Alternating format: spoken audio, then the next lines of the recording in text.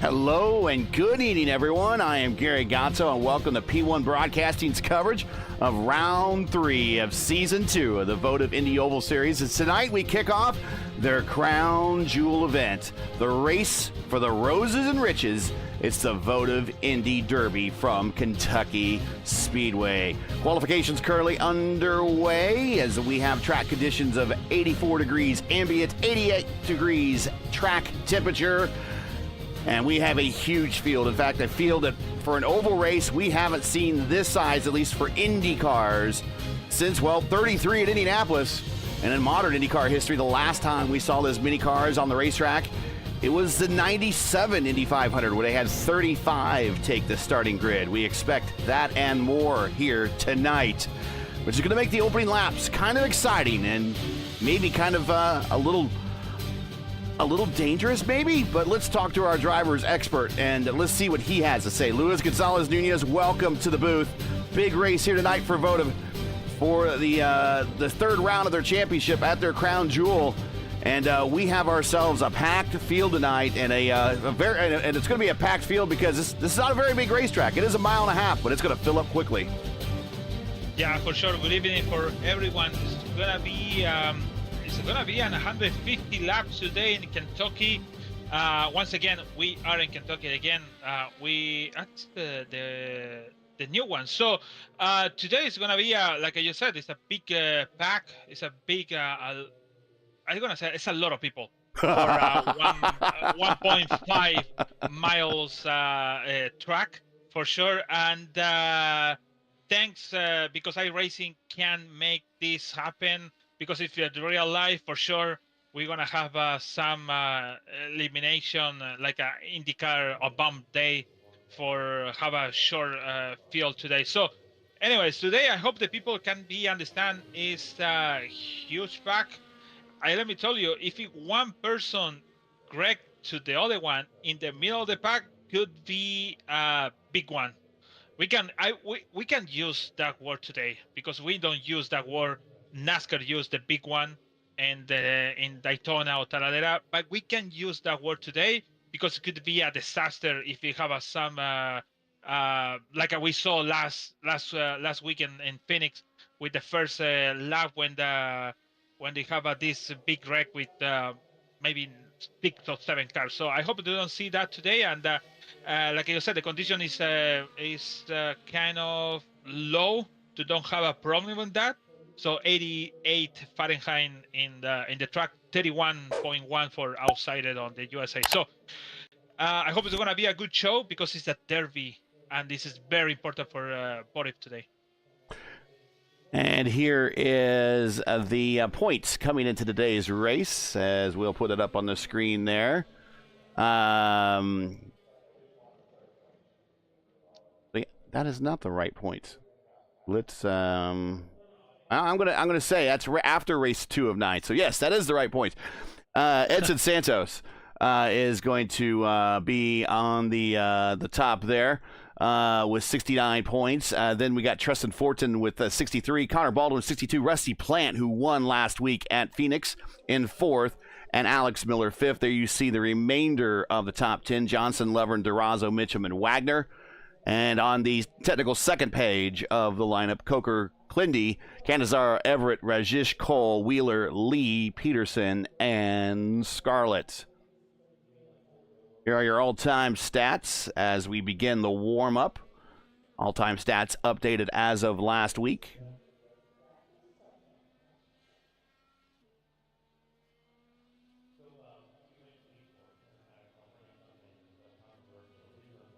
And here is the schedule for this season. We are in round 3 here. Next up is Iowa, Texas, Pocono, then New Hampshire, Charlotte, and Indianapolis to round out the season in early April, or mid-April, actually. So because it's a big pack and also it's really, really tough to pit it in, the rules set for today is going to be on turn 3 to coming in. Under green, yep. Use the emergency line for turn 4 and coming in to the pit. Let's get real quick. Let's see what we got for timeline. Oh, plenty of time. Let's go ahead and bring in tonight's starting lineup here from Kentucky Speedway. And well, we'll just reuse that music. That was cool music. We'll just reuse that here again for the starting lineup. Which one? The old one? No, we're using the special music for the intro for the event. Oh. Yeah, to make it sound big and grand. Yeah, let's reuse it. Might as well. And here is tonight's starting lineup here from Kentucky. Richards and Murphy on the front row. Richards, the only car in the 214 range. Murphy second. Fortson and Glindy on row 2. Ward and Wagner row 3. Mitchum and Santos on row 4. Quilla and Miller on row 5.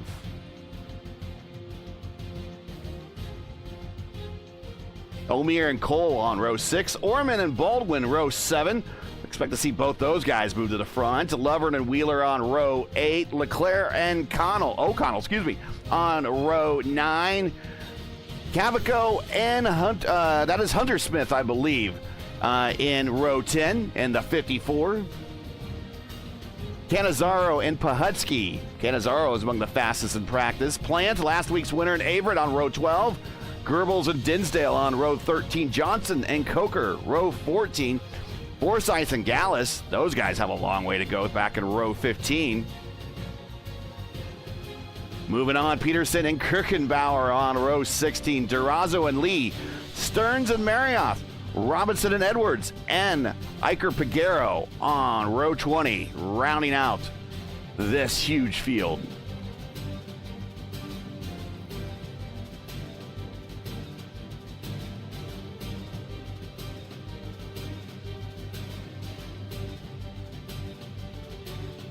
Yeah, 39 cars today. So for the winner today, for sure is gonna get points for the championship, but it's gonna get $40 or $40 for the first and $20 for the seconds, because it's a special race today. The organization or the championship, you're gonna give for these two guys gift for today. And this is a 5-minute warm-up period, just enough time for us to read out the starting lineup, give these guys a little bit of extra track time. Saw quite a handful of drivers, about 5 or 6 of them turn well in excess of 100 laps in practice. In fact, saw one driver almost in the neighborhood of 200 laps in practice when practice opened earlier today. 35 seconds left, and then we will line up and go racing for real. We will be doing an extra lap before we go green to make sure the field is organized, as we have so many cars in today's starting lineup. We are in a 1.5-mile oval here in Kentucky. We're doing 150 laps, 225 race miles, 85% fuel capacity, 5 sets of tires. Each team has one in the car, 4 in the pits, 1 fast repair. Lucky dogs are enabled. Pit road speed limit is 45 miles an hour. And as LGN said, under green flag conditions, you must enter the pits coming off of turn 3. Under caution conditions, you can enter the pits coming off of turn 4.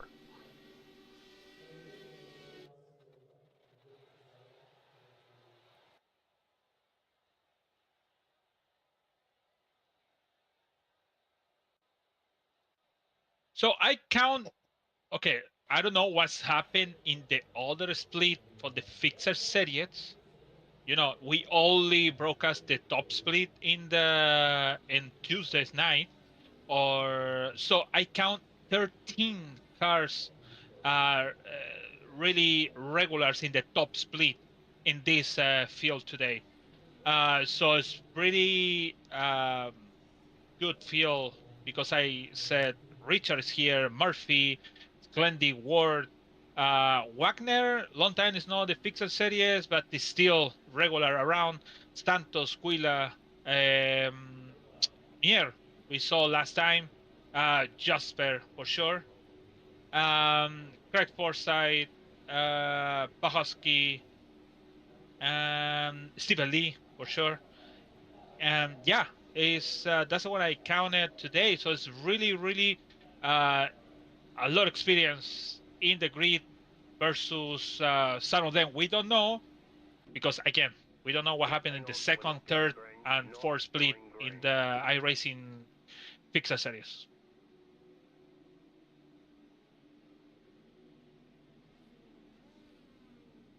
Field is getting underway.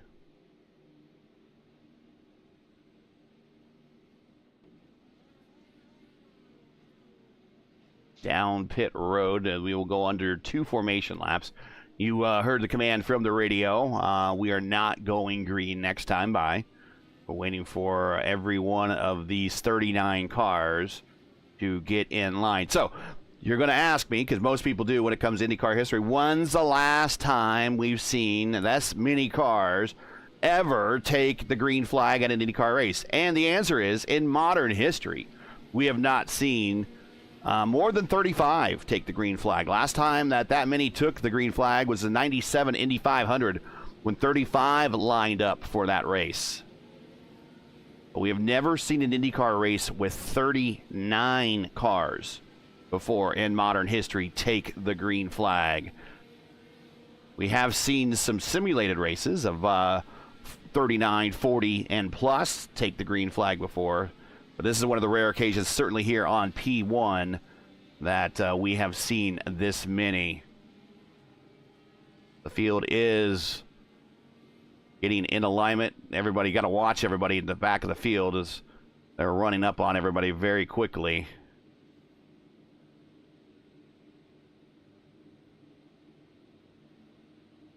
A lot of puffs of smoke of drivers locking up brakes, but up to the front of the field, we are under formation behind the pace car. Next time by, green flag for 150 laps here for the Votive Derby at Kentucky Speedway.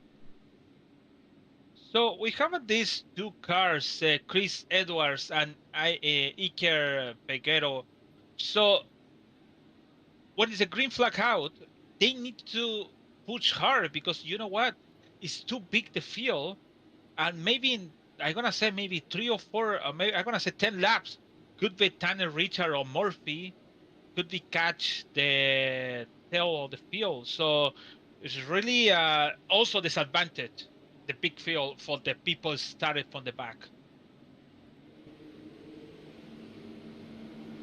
If you enjoy P1's coverage of the Votive Indy Oval Series and respect the stream, please do us a solid. Make sure you support us by subscribing, and while you're at it, don't forget to smash like and click the bell so you don't miss out on future P1 iRacing broadcasts. The key to this race, really, for a lot of these drivers, is getting through this first 10 laps. Getting through lap 1, turn 1 will be critical and key to the completion of this race.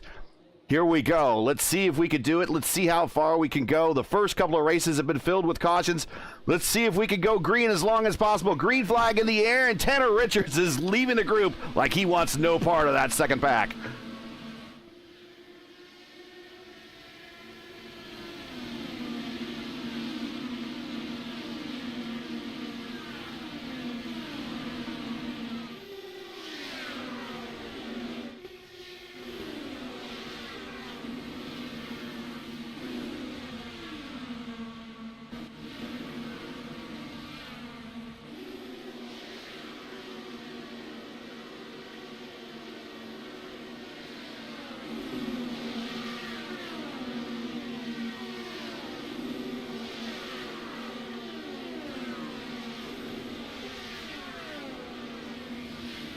Say nothing yet, but we're just watching everybody. We're just watching everybody kind of settling in to get in a bit of a rhythm here. It's going to take anywhere from 5 to 10 laps to do that, as we are side by side for second between Murph and Fortson.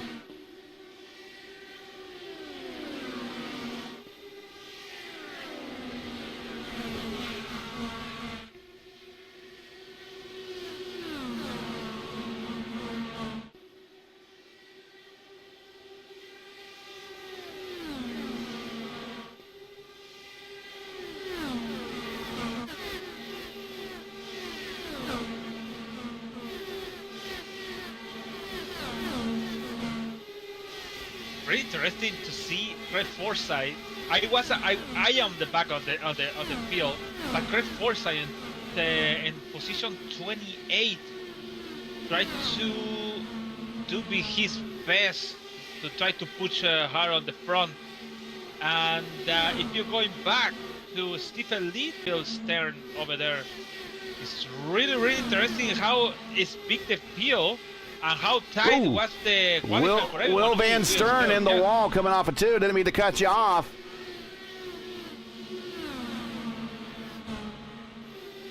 That's what we always said about the wall. When you're going to the wall is not leave you release.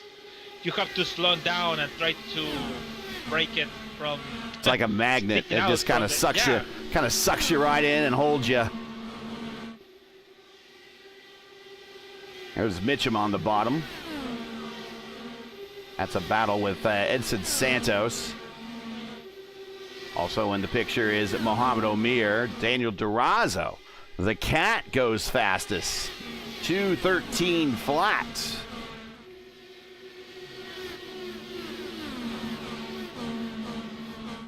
Seven laps into this thing. Everyone's being well behaved. Hunter Smith, Nick Wheeler in a battle further on back. Cars clipping the apron at the quad oval, at the tri-oval area.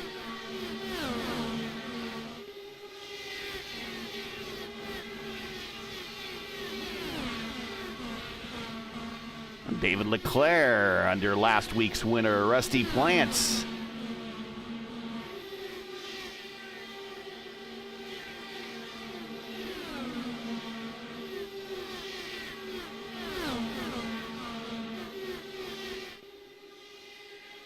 Meanwhile, back up front, we have a new leader. It is Mark Murphy. He gets around Richards. Richards using the high line through 3 and 4. It is Murph, Richards, Fortson, Wagner, Clindy, your top 5.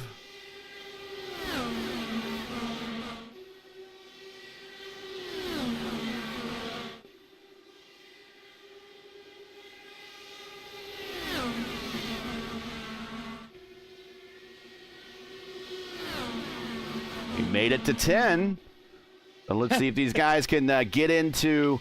I don't mean that in a negative way. It just the last 2 races kind of started off rough where we didn't make it past the first lap. I want to see these guys get into a long green run. That's where they'll get their experience. The longer they race, the longer they run under green flag conditions, the better they're going to be. Yeah, we saw on Michigan when I said this really good started, but at the same time it's tough to start it because you see it's a big track. You can do a lot of stuff over there, and we have a really, really tough race that day. And they come in the next one on Phoenix when we saw the yellow flag in the green flag out with 6 cars out. So today with big field and really important in the table with all of this money in the table for the winner and the second place, the people really have a good drive for so far for now. Well, if the Kentucky Derby is the run for the roses, this is the race for the roses here, as we are getting roses and riches, as well as bragging rights and points. And this is their crown jewel, so you'll get credit for the crown jewel win of their season. So you definitely want to do well here at Kentucky. Meanwhile, back up front, it is Murph, it is Fortson, it is Richards, your top 3. Wags is in 4th there. Wags into the NTT Data livery there, Tony Kanaan. Or I guess you could call it Pillow drove that as well, in that configuration, no less. I guess he's trying to channel Pillow from his win earlier today. Spoiler alert if you haven't seen the INDYCAR race. I really thought it was a bad strategy because the lap down, and I didn't know about the blue flag. You have to, when you have a lap down, you let pass the guys, because in Europe is I say Europe, everything. It doesn't matter which competition it is. In Europe, when the lead laps coming, you have to let pass by 0.3 or something like that. So, and pretty good. I really know it's really fair rules for INDYCAR. IndyCar here. Yeah, IndyCar, you are allowed to fight to hold your position on the lead lap. Somebody lost a win. And it's Kohoski in turn 1. Whoa, incident with the lip Goebbels. And there is Pahutsky. We're watching him right now as he's up on the high side. And yeah, he lost the racing. Yes. He's going to have to come to pit road.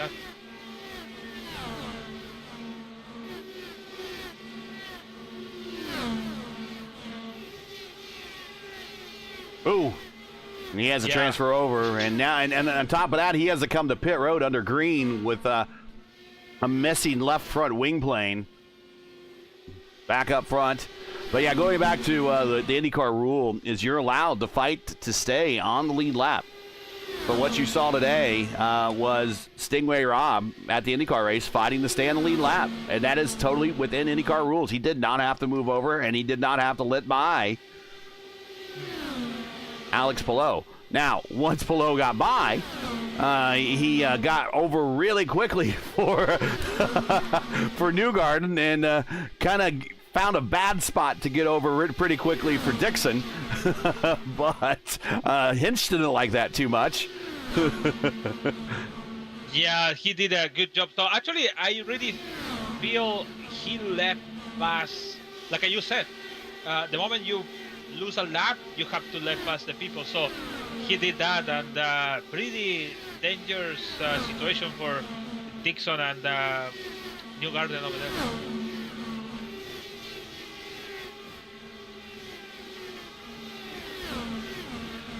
This battle with Peterson, Durazo, Goebbels, a pretty tight battle in through there. They're dicing it up. Leclerc also making some evasive moves. So Pahuski didn't. He used the fast repair, but he's 2 laps down. So that's the disadvantage also when you come in the pits with back on the field. Actually, you come into the pit, do the repair, or maybe change the tires, put the fuel, and you have this situation with 2 laps down. I know it's still a race to go. It's happened to me. I remember 2 laps down in Charlotte in the Open Series. I went to finish second with 2 laps down. So it's really a lot of yellow what happened that day. But everything had happened today here in Kentucky.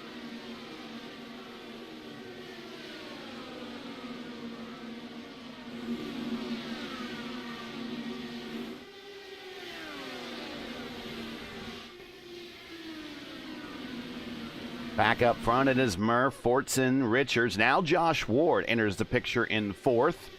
The defending Votive Indy Oval Series champion making his first appearance of the season. Edson Santos in 5th. Matt Wagner in 6th. Mo Mir in 7th. Clindy settling into 8th. Connor Baldwin up 5 spots to 9th. Ryan Cole in 10th. Your biggest gainer of the day is Daniel Durazo, the Cat, up 12 spots now as he's working on the low side of Cavaco there in the INDYCAR. Also up considerable is Cannizzaro. He's up 6 spots, the 15th. There he is.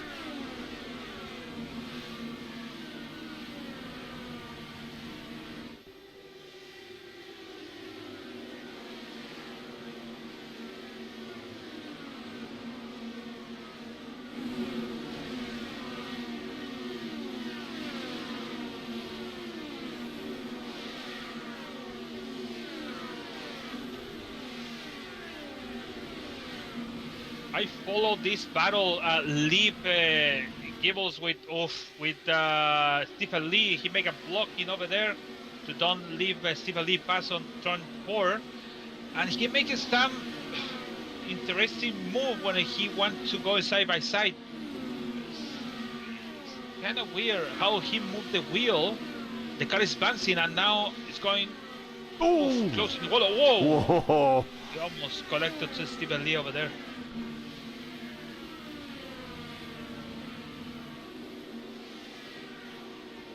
So Cannizzaro last week finished on the podium in his first ever IndyCar start. So that was a topic of discussion that LGN and I had all week about who finished on the podium in their first ever IndyCar start. And that list kind of got a little bit longer. The list includes Stefan Johansson. Also includes, gosh, I've got to go back and look at your DMs that you sent me, but there was a lot of there was a considerable number of drivers that got their first IndyCar podiums on their first IndyCar start. Not just Buzz Calkins and Tony Stewart and Nigel Mansell. Those are probably the most notable. Caution on the racetrack. Levi Goebbels starting on the back stretch. Oof. Oh, I think it's a snake code over there with Will Stern. There he is on the inside of Will Van Stern, and yeah, a little bit of net code, gives the old kiss, slides to the inside of the angle of attack there. Well, there's another kiss. So he kisses the other cheek, but he spins it around. Maybe light damage. Definitely coming to pit road to get a new set of tires. And we are 31 of 150 into this thing, and they did a pretty good job making it this far without any cautions. Consider we got 39 cars on the racetrack. Yeah, I think so. We have to say good job for the people. 30 cars. This incident really was a race incident, so it's not really like something dirty stuff. So it's really good job for everyone. I found it. I wanna resend to you. You can talk about that. Give me 1 second. There it is. I found it. The list you're talking about. All right, so here's the list that we got as we watch drivers on pit road. Let's get back up to the leaders. Tanner Richards, Murphy, Fortson coming off pit road. So there's some that we haven't been able to fully identify yet. Jimmy Jackson, he was a driver in the early, or not the early AAA days, but the late AAA days. That was the governing body of then IndyCar before USAC. Second in his very first IndyCar start, which was the 1946 Indy 500. That is legit. Jim Clark, second Indy in 1963. That is legit. We found that out. Graham Hill. Okay, this is where it gets shady. He won in his first race that he qualified for at Indy in 1966. So that would have been his first qualified IndyCar start. However, in 1963, he came to Indianapolis and didn't qualify. So technically speaking, if he didn't qualify, I'm not giving him that as a podium in his very first start. That's just me. That's just me. Maybe I'm splitting hairs here. Danny Sullivan, a 1985 Indy 500 winner, got a podium in his first start at Atlanta in '82. Stefan Johansson, his first start at Detroit in '92.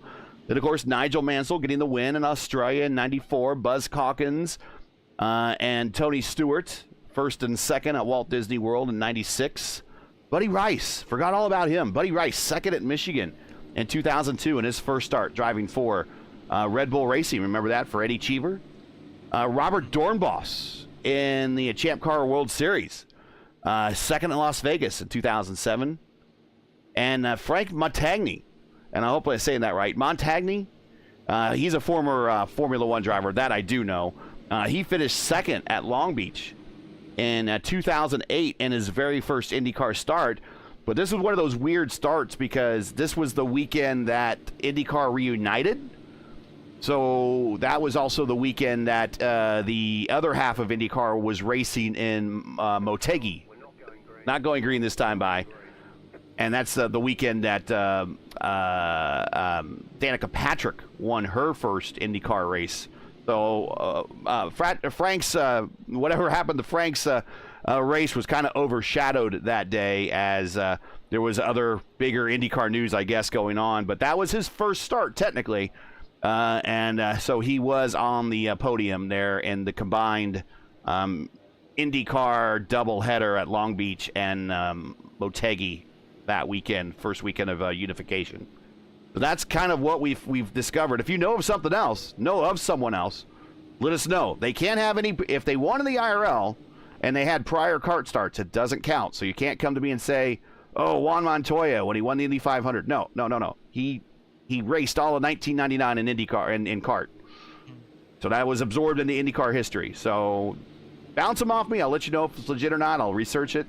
But that is the list as we know it. So Cannizzaro joined a pretty good list of drivers out there that got a podium in their first IndyCar start. We are getting ready to go green next time by. It is Murph, Fortson, Tanner Richards, Josh Ward, and Wagner, your top 5. Coming to green this time by Santos, O'Meara, Clindy, Baldwin, Jesper Orman, your top 10. Greg Forsyth up 11 spots. Durazo up 14 spots coming off of pit road. Stephen Lee up 10. Greg Robinson up 10. Iko Peguero up 11. Chris Edwards up 9, a little bit further back. As some drivers have cycled to the back of the field. Here we go, coming to the green flag at lap 35 of 150.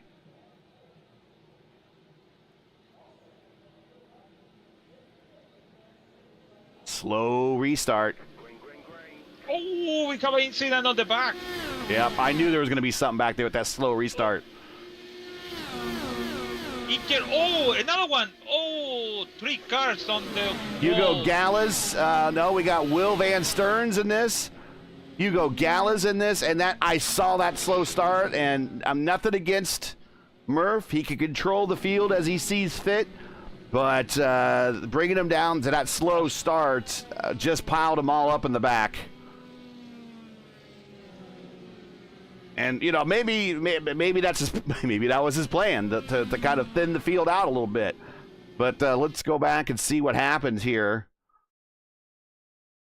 Oh, okay. It started with Cody Cavaco. He saw the space. He started. He braked, and then everything happened on the back.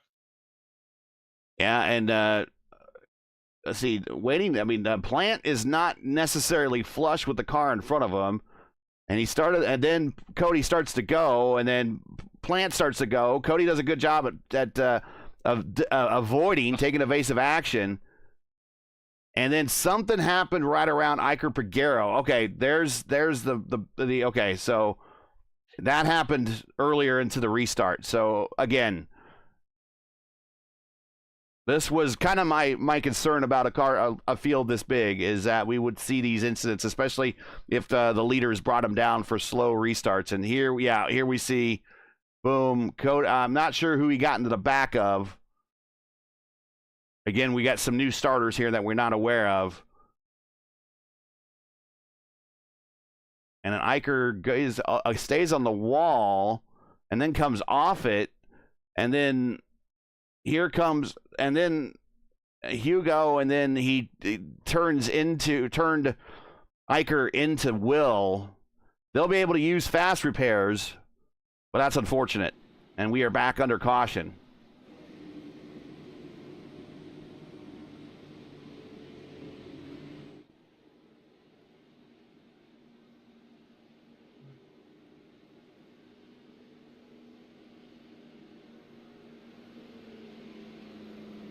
So my advice to the leaders, if they're watching, if they're listening, is let's probably want to think about doing faster restarts. Whoa!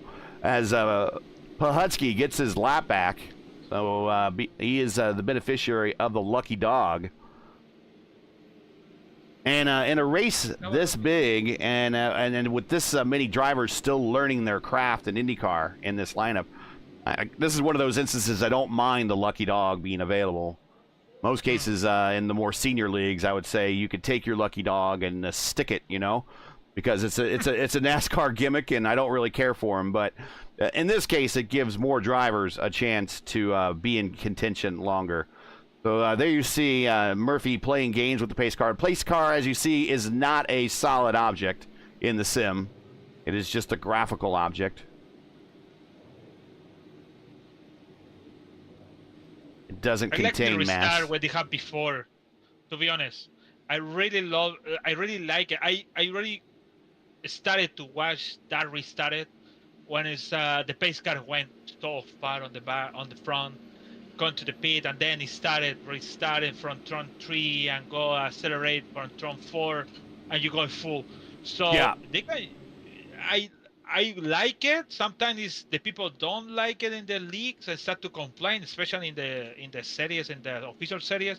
They complain because you have to leave. I think so. It's 4 cars from the pace car to you. So the people don't like it. It's not fair. But like I just said, in this condition, they can do it. They don't have to, but could be good for the people like Pahaski or Hugo is on the back, very back on the back in 38. So to all of these people getting nervous because you're getting nervous, it's like, okay, I go. No, wait, no, I go now. No, and then you figure out the car. There's a evasive action in the back. Sorry, right around Chris Edwards and Levi Goebbels. I think one of those two had to take evasive action. But here we go, getting ready to go green. Murph's going to bring him down a little bit faster this time. Green flag on the racetrack. And as restarts go, that's not a bad restart. Nice. I really like, and this is from us broadcasting the Elite Racing League and the Warriors for Peace INDYCAR series they have over there. I really like their restarts where they allow the pace car to get off the racetrack. And the leader then controls the restart on the next lap. So it's typically an extra lap of caution. But if you have someone in race control, you can always shorten the cautions. But we're back underway. It is Murph, Fortson, Richards, Ward, Wagner, Santos, O'Meara, Clendy, Baldwin, Orman, Cole. And as your top 11, Wheeler in 12th, Miller in 13th, Mitchum in 14th, Cannizzaro your top 15. Side by side, Fortson, your winner at Michigan. And also one more remember for the people is racing and also watching us. You have to leave 0.3 seconds, so it's 3/10 from your car to the front of the car for that reason. If you go very close to 110 or 0.1, for sure it's gonna happen what we saw in the last restart. So that's why I like to leave, especially when you go on the back, leave 4/10 or maybe 3/10 between each car space. Murphy currently leading the Area 51's INDYCAR series in points. Has 3 wins this season over in the ISRA Open Wheel Series. He's in top 10 in points there. Having a pretty good season in Indy Elite as well. Former Indy Fix Series champion, driving for Indy Alliance. Tristan Fortson won first race of the season at Michigan. Tanner Richards having a pretty successful season in the INDYCAR Oval Series on our Tuesday night top split. Won at Charlotte, I believe. Josh Ward, the defending Votive Indy Oval Series champion. Matt Wagner, multiple wins this season in the ISRA Open Wheel Series. Also in his own INDYCAR series, the Horizon INDYCAR series, which we also broadcast on Wednesday nights here on P1. Right behind him, Edson Santos. He's a former champion in the VOR INDYCAR Iconic Series. That's a DW12 series. And Mohamed O'Meara.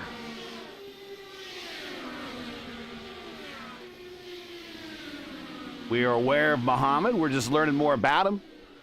He's among the top 10 here tonight. Clendy, leader in the points for the ISRA Open Wheel Series. But just a few more races ago. That's tomorrow night. You'll see that here on P1, me and LGN in the booth. Here goes Clendy. Thought about the inside. Now he goes to the outside. Who turns 3 and 4. 3 and 4 and 1 and 2 are differently configured. You didn't know that about this speedway? Think of Texas Motor Speedway, except flip it. 1 and 2 in Texas are different than 3 and 4. 3 and 4 are different than 1 and 2 here.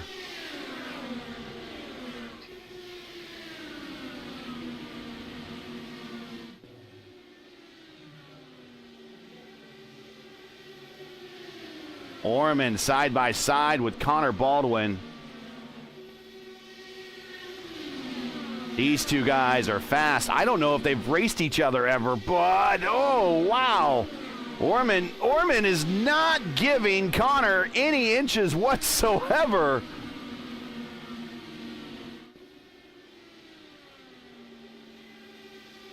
It's like, hey. Oh, that's okay. That's it's like a, hey, you know, whoa! Show you. The dirty like air. The dirty air is killing. It was really killing Baldwin's pass there. I gonna say something cocky, but I really did before. Where you go into this league and you see all of these guys, and you're coming from the big league to coming over here or whatever league is coming, and you said, "Hey, this is me. I want to show you how I am, and this is my ability." So I don't want to say just do that, but look like outside in my. Oh, car in the wall. Nick Wheeler up high in 3 and 4. Yeah, Nick Wheeler up in the wall there. I'm not sure if he lost his wing, but he was up in the wall. Meanwhile, up front is still Murph. He is down on the what we call the Indy Racing League line, which is on the low part of the racetrack, trying to protect. Josh Ward is now in the battle. Fortson on the outside, trying to get a shot at the lead. Here comes Edson Santos. He has worked his way up to 5th now as he goes to the outside, going into 1 and 2. We're going to go 3 wide. Do this into the racetrack one more time. Tanner's going to stay high. Fortson cuts down low. I tell you, Fortson might be good if he can just stay low, and then as they come off the corner, get underneath Murph. Murph is protecting the inside, but I don't think he expects anyone to cut down on him. I think if Fortson wants the lead bad enough, he could do that. I think always I said when we coming here to Kentucky, if you're Murphy, in this case, isn't inside, you have to squeeze him and try to turn the car wide to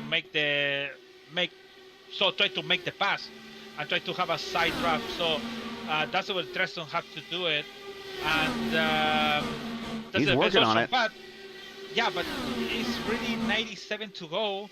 You should be expected to do this in the 2 laps to go, 3 laps to go.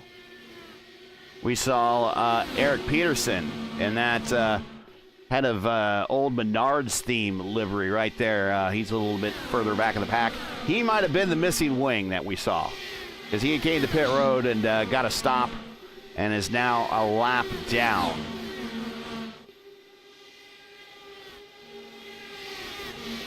Of course, the Menards car did win here in Indy Racing League competition when Ed Carpenter got his first win in 2011 here, beating out Dario Franchitti. Would have been the first win for Sarah Fisher Racing.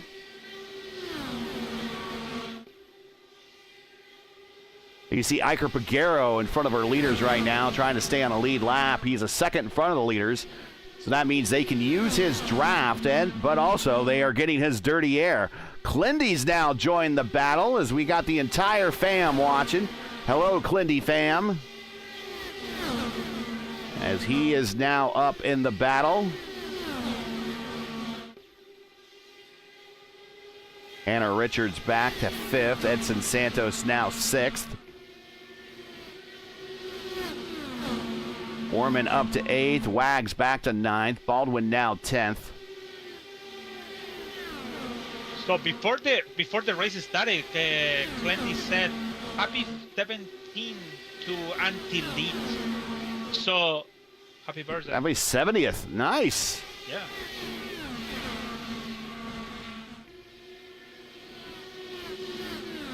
Happy 70th, and happy to many more as well. Glindy currently in 4th. Let's on behalf of his aunt. Oh, we're caution. This is not on behalf of his aunt right here. We do not want this on behalf of his aunt. But we'll take a look at what happened here. Hunter Smith from the Elite Racing League. 3 wide with Sofia. And Gary Lovern. And not a lot of room on the high. Oh, and takes out last week's winner, Rusty Plant. Although Rusty might be able to make his way. No, he's not going to be able to make his way back around without wheels that steer in the front. But I'm not sure. We'll let Race Control make a decision on this one. Let's see if we can get another angle on this. Tight quarters racing. That is for sure. And if one thing racing in this league has taught us, going 3 wide, it is never a good situation. So, because this unfortunately, because you see before after the finish line, you see the line, it disappeared for the first guy on the close to the apron. So the first guy have to coming up, and then the second guy have to coming up too to the second line. And Sofia, you have to go into the wall, and Sofia stay in the line to defend the position, and then all of this happened in there. So I'm gonna say race deal over there, because it's something from the first curve to the left, to the middle, to the high. He has to do something. Race off pit road. Ward, Fortson, Clindy, Santos, Richards, Orman. But the leaders stayed out. The leaders stayed out. So they must be thinking that if they stay out and they complete this run, what are they looking at? One other stop and they're done? The next stop, maybe they're done? I'm gonna set... Oh, that's hard, because we are 90 to go. They need to one more stop. No, they need to maybe 2 more stop. Well, the top 3, or the top 2, I take that back. The leader stayed out. The leader stayed out, and also staying out was Wags, moved him up to second. Pahutsky now third. Ward wins the race off pit road. He is 4th. Fortson 5th. Clindy 6th. Santos 7th. Richards 8th. Orman 9th. Omir 10th. So, I'm not sure what the strategy is for Murph. He must think that he can finish this run out. He is 30 laps into his run. Now, here comes Pahutsky. Pahutsky comes down pit road. I don't know if he just missed his run, turn down pit road. But he's coming in for service now, and he's going to cycle to the back. So I guessing Murphy have maybe 15 to 20 more laps. So we are that minus 20. He still need to make 70 more laps. So he need to want 2 more stops for these 2 guys. Do you think maybe he's going to gamble on previous history here in the league and see if another caution pops out here? The problem is if the yellow flag is coming 10 more laps, he have to coming in. Yeah. And if I Ward and all of these guys are gonna stay out, so he need to stay going back to the field, and that's the tough stuff, because he running for how many laps? 62 laps in the front, and he have cleaners, good guys, and everything. So if you go to the back, you have to deal with all of this traffic and difficult to pass.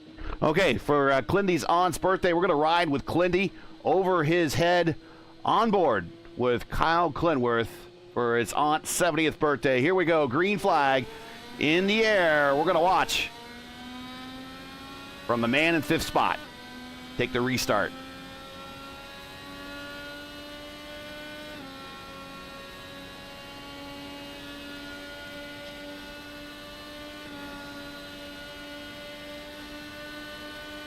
Fortune fades to the inside. Not going to give it to Clindy. Clindy's going to stay on the outside. Going to get a big run here. Fortune can't come up. Fortune's going to bang wheels with him almost at the start-finish line. Now, the problem is through 1 and 2, the bottom line is going to be the better line. Whoa.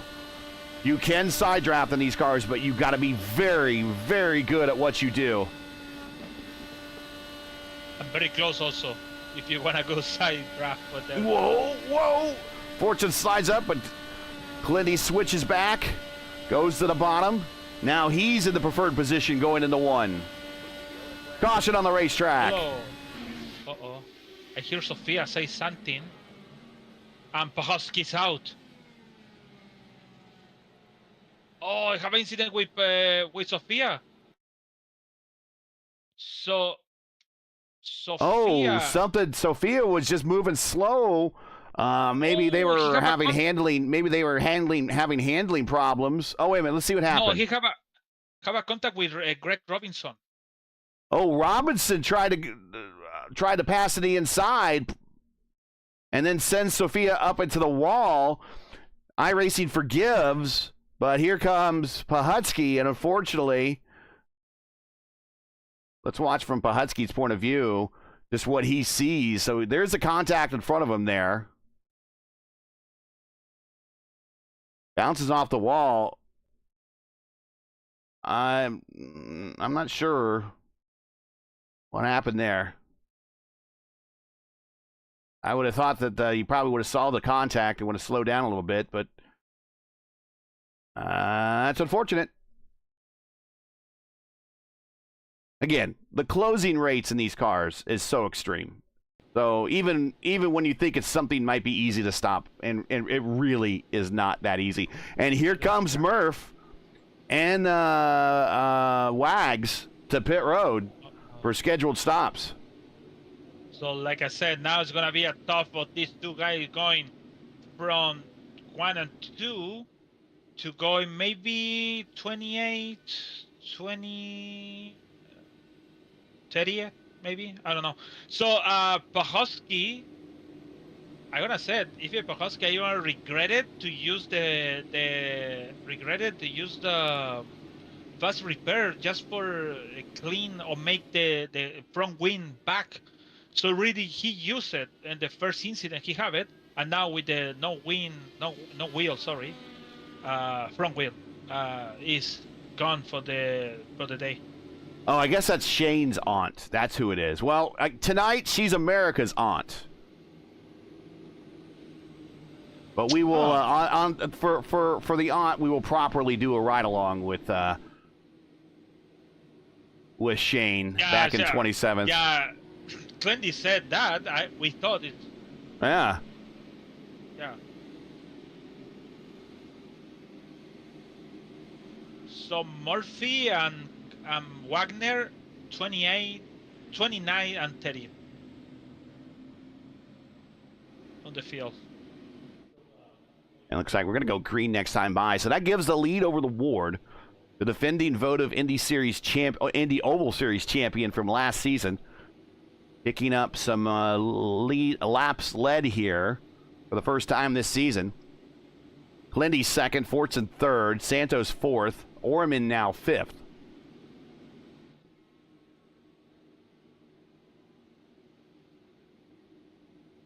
If you're just joining us, this is P1's coverage of the Votive Indy Oval Series.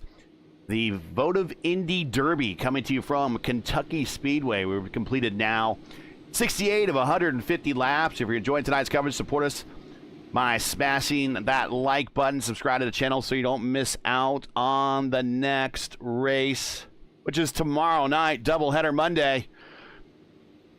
Indy Open Series. Murph and Clinty, two cars in the lineup, two drivers in the lineup tonight. They'll be doing the play-by-play for the Indy Open Series final race of the season. That's tomorrow at 7 p.m., followed by myself and LGN for the ISRA Open Wheel Series.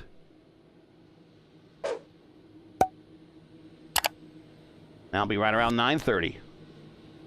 Monday doubleheader. Well, let's go back a little bit further in the field. There is Shane. We'll ride over his shoulder. Well, actually, we'll do the Robbie Gordon cam here. Here we go. Look how far, all those cars in front of him, look how far. He hears green flag. He just can't go. He's got to feather that throttle. All the while, cars in front of him are wanting to go. Cars behind him are wanting to go. Now he's at 100% power.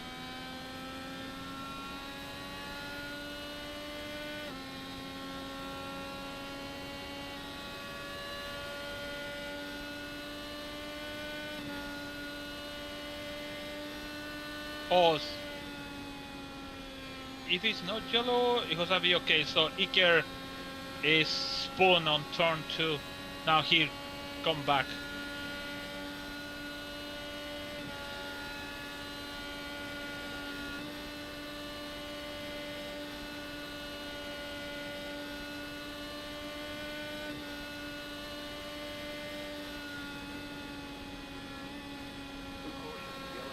And caution on the racetrack again.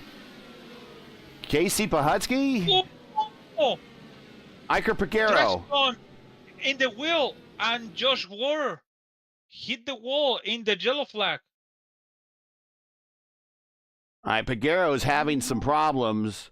So he is having some handling issues. He clips the apron on the front stretch, and he goes into the wall. So he is not having a good day, but Josh Ward, we did not see what happened to Josh Ward. Oh, no, he grabs the apron and comes up and collects Fortson. What? So this is what I think what happened is that we're now under caution, and he goes to the apron, and he comes back up, and he's now slowing down, so the car kind of unloads the back end and gets light a little bit. And then he rejoins the racetrack, kind of signs up, and wow. That is an uncharacteristic mistake from Josh. He'll be able to go around. I don't know if he can get around. I don't know if he has a wheel that steers. He could get the fast repair, but he might get a tow.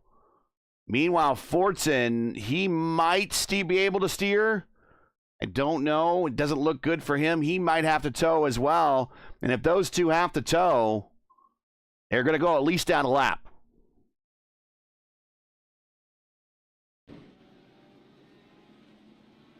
That sucks, especially when you're trying to avoid. I don't know why Josh went to the apron.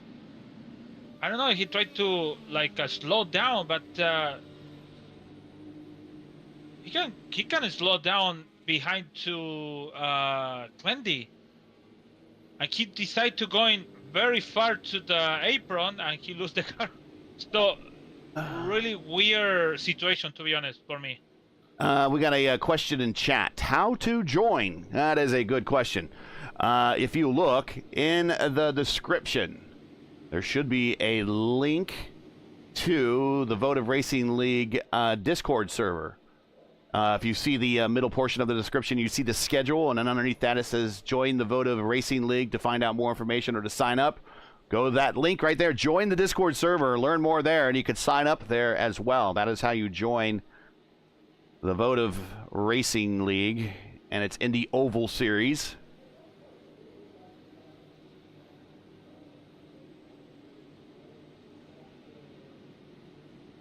So unfortunately, we're getting onto these now multiple runs of cautions, which we didn't want to see. We got through really the first 31 laps pretty clean. The next 31 laps have been kind of rough. We really just need these cars to get going, get stretched out, get on a long run. That's going to allow a lot of these drivers to get a lot of experience under their belt. But it's Clindy, Santos, Orman. I mean, you can't get much more experience in the top three. Same thing with Richards. Mohammed has quite a few starts in these cars. Connor Baldwin, he's a former winner in another series. He knows how to bring this car to victory lane. Nick Wheeler is starting to put together a string of solid and reliable starts between here and official racing. Ty Quilla, he's a top split participant on a regular basis. He's an 8th.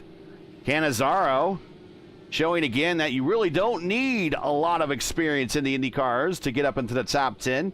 He has navigated up into the top 10. He is 9th, and his teammate Ryan Cole right behind him. And Alex Miller also tacking along here. He's a former winner in the VOR Iconic Series.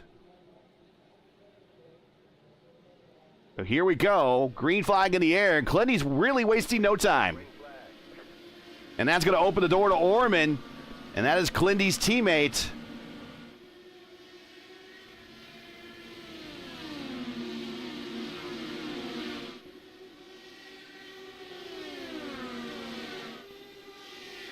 Notice where Clindy is on the racetrack down the backstretch. He was to the inside, helping out Jesper. Now moved Jesper up the second on the 6 of his teammate right now. And these two are going to get together like a bullet and start pulling away from this field if they can start working together. And I think that's their plan.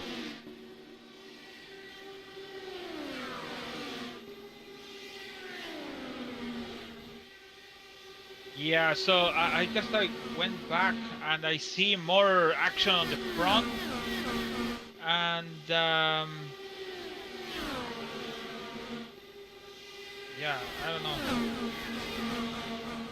Still thinking about INDYCAR have to lower the car, and now it's going to the pit now. Anyways, Eric Peterson, purple lap, 2:14.3, a little bit further on back. He's back on the lead lap, I believe.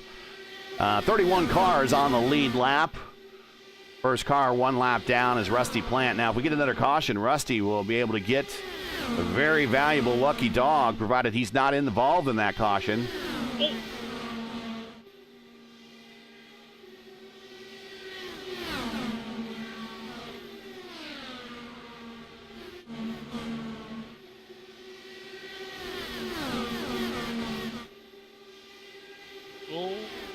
I see Will Stearns will leave Gables close all day, I don't want to say all night long, but all this race Will and Leave make some contact and also will make some comment about the... Oh, contact!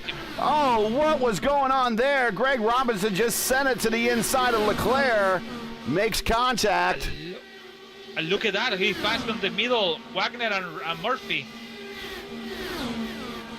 Be careful, guys. Just because you get a run doesn't mean you need to, make that shot to the inside. Again, I don't want to be the judge, jury, and executioner in here, but seeing a lot of wacky moves out there. Just everyone needs to be patient, get in line, get settled in.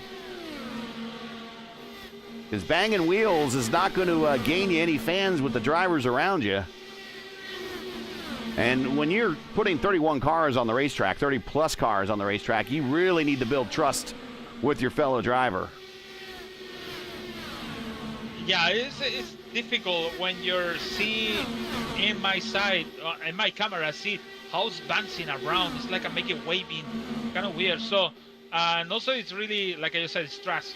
Oh, the other guy, and it's really tough with so many cars when you want to go to the front and without matters. We have a new leader, Mohamed Omir, to the front.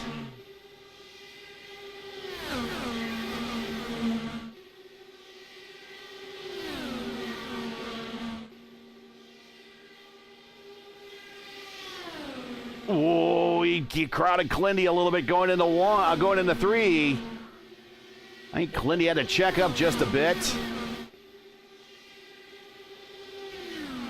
I don't know how concerned Clindy is with Mohammed leading and cutting the hole in the air, allowing him to draft off him.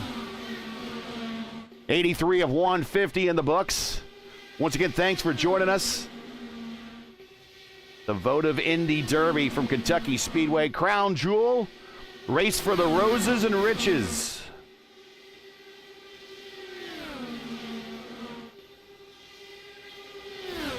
And all the way back to Stephen Lee. The top 13 is kind of broken away and formed their own little pack. Durazo, Lovern, top 15. They're involved in that battle as well. Because then you go back to Will Stearns. They are just coming off a 2 right now. Lovern is entering 3 and 4. In fact, look out the back of Lovern's car.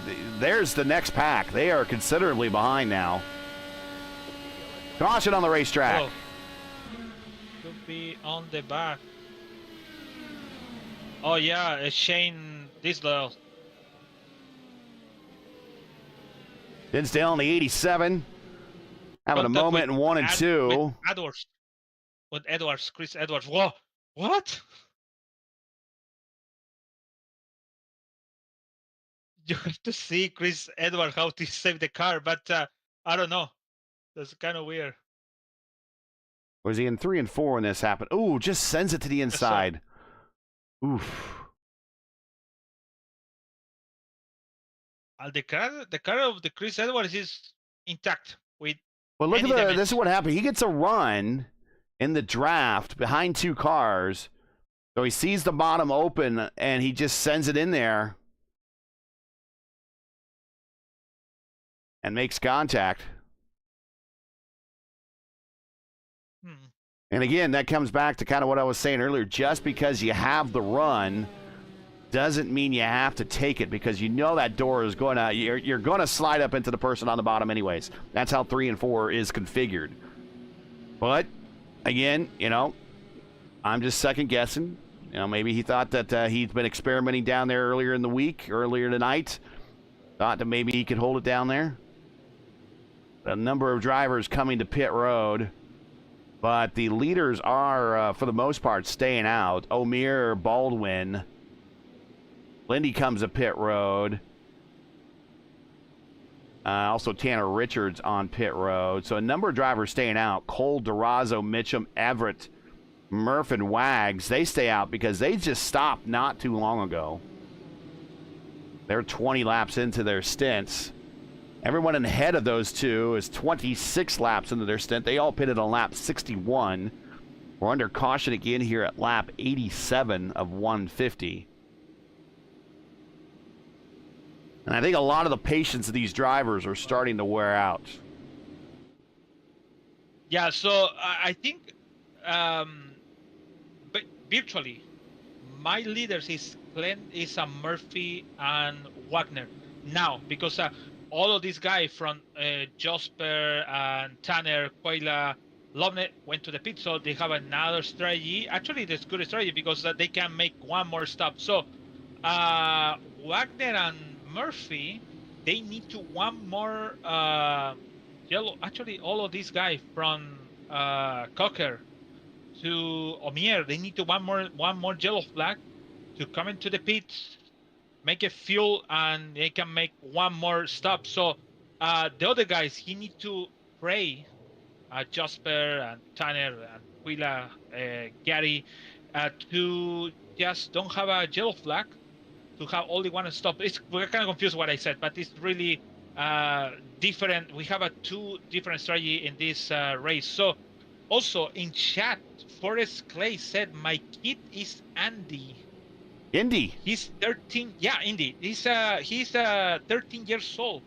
A 4K on dirty, but it's the second ever IndyCar race, oval race.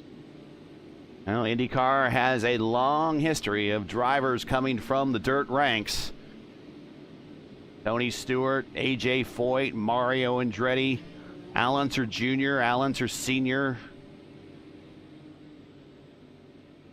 Other winners, Billy Boat. What is it, the last name? Indy Kirkenbauer. Kirkenbauer. So yeah. And that is 2.5 years of German paying off from high school right there. Oh no. The only I thought it was German, but it wasn't German. It's from Israel.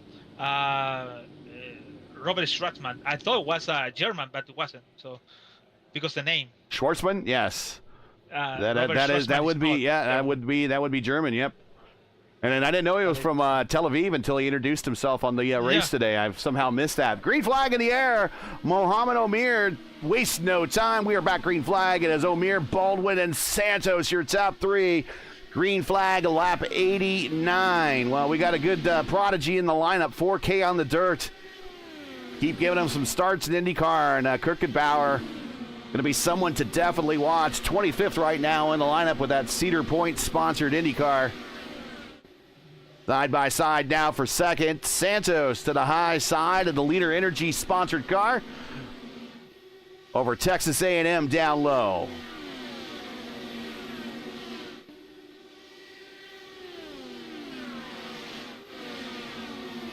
Lindy in heavy traffic right now. He goes underneath Edwards. Oh, contact on the backstretch, and they are wrecking. That is Edwards. That is Robinson. It's one of them. Oh, it's Robertson and Tristan. Yeah. So we'll see what happens. This is Robinson and Fortson. We did not go caution. We did not go caution. Oh, now it's caution. Now we have a caution. All right, now we're caution. And Fortune just kind of comes up into him a little bit. A lot of net code, but contact in the inside. And Rusty Plant just, where you going? Where you going? Where you going? Where you going? And, okay, pick a line. And now he probably can't steer, and he went to the high line. That almost hole closed on him, but he makes it through. Unfortunately, back under caution again. The caution is because Chris Edwards did something we always remember. Apron is bad. He clipped the apron. He put half a car. There it is. Okay. Yeah. Yep. And we'll watch this. He is on the front straight. This is him in up high, ripping the high line, Larson style. Now he comes off, gets a run in the draft of Clendy. Clendy doesn't give him an awful lot of room on the bottom. He goes to the bottom, but the problem is, and we'll go back and we'll watch that again. The problem is, this is where he can learn something. We'll go back and watch this again, is that the right sides never clear the banked portion of the racetrack. Watch this one more time. The right sides never clear this yellow line here. So they never go underneath it. And so what happens is that you have half the car on the flat, half the car on the bank. These cars do not bend. They do have suspensions. They do not bend very well. They're about as stiff as they come.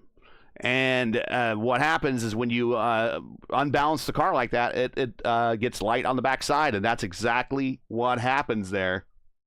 So that is a learning moment there for Edwards. As we are now back under caution. If you're going to go to the apron, you got to fully commit to the apron. You can't go half and half.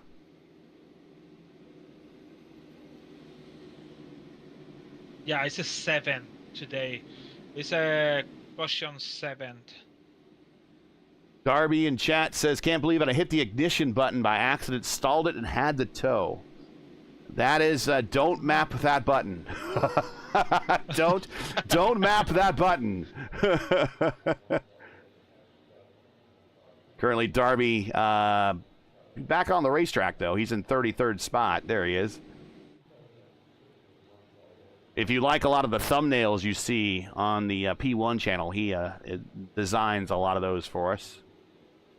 Although the Votive Racing League thumbnails is Shane. Shane makes those.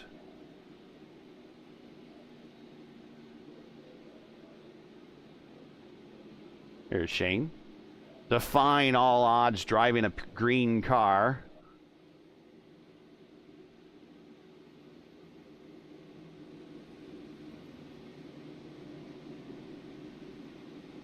Going up front, Connor Baldwin, Texas A&M Aggies, Dallara, lights out on the pace car. Had himself a very good race at Phoenix. Unfortunately, just didn't have the tires to hold off a bunch of fresh tires behind him, and he gave up the lead. Still held on to the podium. Looking for a win here. Your leader coming to 95. Lap 95 of 150 on the restart. Santos second. Nick Wheeler has worked his way up to third. Cannizzaro now in fourth. Alex Miller in fifth. Ryan Cole in sixth. Mason Mitchum in seventh. Murphy in eighth. And Wagner, his shadow, is right with him in ninth. And Mark Everett very quietly. And that 77 kind of A.J. Foyt looking car from the mid-80s is in 10th. And the field is coming down very slowly for this restart as we are bunching up. Oh, gosh. Oh, and we got contact in the back right around Stephen Lee into the back of Tyquilla. We got cars flipping all over the place, and that's exactly what I feared. We can't be bringing them down this slow. You can do it. That's the rules, but we can't always be doing it. But that is the right of the leader. And And the big thing there is Quilla started to run a little bit on Orman and just all over the place. Cars just Peterson involved here. So Tanner takes off, but he can't go anywhere. Orman sees what's going to happen. He gets out of the way. Plus, he doesn't want his teammate to hit him because his teammate is Quilla.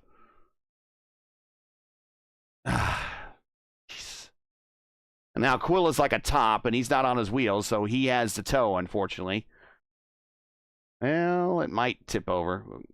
No. And then also on his lid, is that, I think that was possibly Gary Lovern on his lid? Yeah. More cars to the inside on the grass. Muhammad dodges. Plant dodges. We got to work on these restarts, guys. We got to work on these restarts. I'm thinking, I really think the Elite Racing League style of restart, especially with fields this size, is the way to go. And again, if you're not familiar with the Elite Racing League, LGN and I, we are contracted out to work for their channel on the Elite Racing Network channel on YouTube, and we cover their INDYCAR series on Thursday nights. And what they do is a lap before, or actually when they go green, the lap that the computer says, hey guys, you're going back to green, and the pace car pulls off, they all have a gentleman's agreement that they're not going to go racing, that they hold their position. They increased their speed up to 90 miles an hour, and they stay in formation for an additional lap. And then when they come off of turns 3 and 4 for the restart, then the leader has control and can then, kind of take off in a reasonable space. I can't think of any situations, at least in the Elite Racing League, where we've had accordion style incidents. The other league that I know it does pretty good restarts is the VOR, the Velocity Online Racing League, where they simply just rule that you go when the car in front of you goes. But if you go and the car in front of you doesn't go and you pile into the back, you're going to get a pretty stiff penalty. I think that's what they kind of rule there. But I do like the rule of also, if the car in front of you doesn't go, then you don't go. But it's a very hard thing to do, and it's a very hard thing to pull off. And you need to have people regularly in the lineup that participate in the league to kind of get used to that style of restart. But I think maybe looking at the rules for changing the restart might be something in the offing here. We've had too many instances now of accordion-style incidents, and you would think that these drivers would start picking up on, okay, let's not be as aggressive on the restart. I probably can't be as aggressive as I want to be on these restarts. That's just me. Again, Lewis, you're the driver expert. What do you think? I think, again, I always think, I don't want to say Connor is the fault, but Connor have a lot of time to pull the tractor rule. The pit car is in, he take like 3 or 4 seconds to go away, but he still waited. So you can do that in the last lap. That's the first thing. The second thing, I always said 4 tenths or 3 tenths. If you're not sure, you take it 5 tenths. It doesn't matter. The race is still on. We have a 50 to go. We can have a chance to catch the front of the guy, but at least leave the space between each other. I know all of the guys have an incident, experiment guys, expert guys in INDYCAR, but I still have a space between your car on the front, and if you go, just go first. Like you said, the board have this rule. When the car go first, you go, because I saw one guy went and attempt to abort to the left. So, anyways, things happen.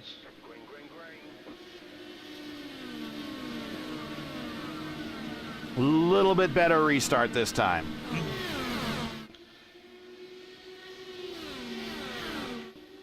Yeah, actually, from 22 or 23, you cannot do nothing. You just need to wait, be patient. I know it's different sensation, different feeling actually, to be on the front, be on the back, but you have to wait it. Well, as the leader, the field is your responsibility, kind of. So He brought him up a little bit faster this time, and now he is pulling away by 4/10 over Santos. Wheeler in third there as we are now starting to kind of get back into a rhythm of things. Cannizzaro in fourth in the INDYCAR.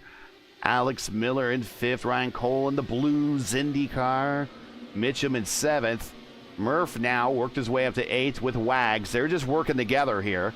But they are 34 laps into their stint. They are 6 laps different than the cars in front of them. Then Everett in 10th. Then Forsyth, who is only 29 laps into his stint. He's on a bit of a different strategy than everyone else. He is up 18 spots into 11th. Hugo Gallas is up 18 spots to 12th. But he's had a bit of a rough day. On the outside, Shane Coker. Coker family, stand up. Your boy is in a battle for 12th. As he is running down Hugo Gallas in the draft down the backstretch. Going high. Shane's been working on that racecraft. He's been getting better and better. There's Will Van Stern and Jesper Orman.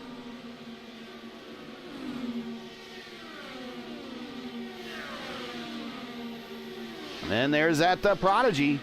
Kirkenbauer in the 17.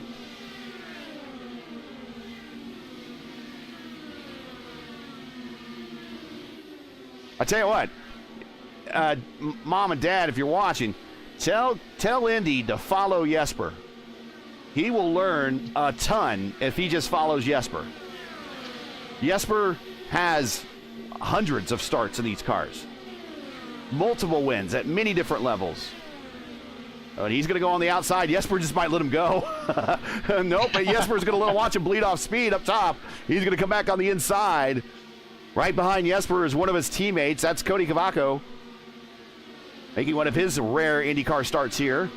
And then right behind him is David Leclerc in the Oracle Red Bull car. And Dave, we could get you an IndyCar livery if we need you. I mean, you'd look a lot better in one.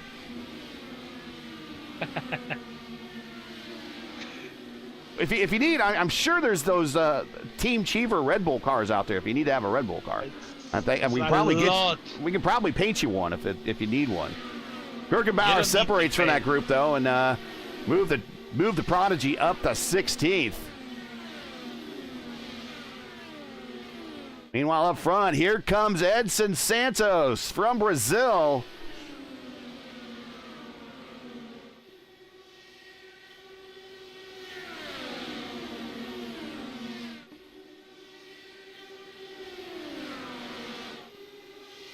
And here comes Wheeler to the inside. Just sends it. He's going to have a full run, and he might actually get to the wheel well of Baldwin. Baldwin gets the momentum on the high side, cuts down. He's going to hold on to the position. The IndyCar track record here, if anyone is curious, is held by Sarah Fisher. Turned back on the older, flatter racetrack back in 2002 with the speed of 221.3. The career IndyCar wins leaders here as Wheeler goes to the front. Held by a pair of Indy 500 champions. Buddy Lazier and Sam Hornish each had 2 wins here. And the last time IndyCar raced here was in 2011 with the IR05/IR09 chassis on the what we consider now the Legacy Kentucky configuration. So if you wish to actually race that car on that configuration, that is available on the sim. But a battle now is developing. Ryan Cole now is snuck up into the picture in the Blues IndyCar, as he is now battling on the low side of Edson Santos. His teammate, Cannizzaro, right behind him. Here comes Murph, who's starting to waste no time now. Alex Miller down low.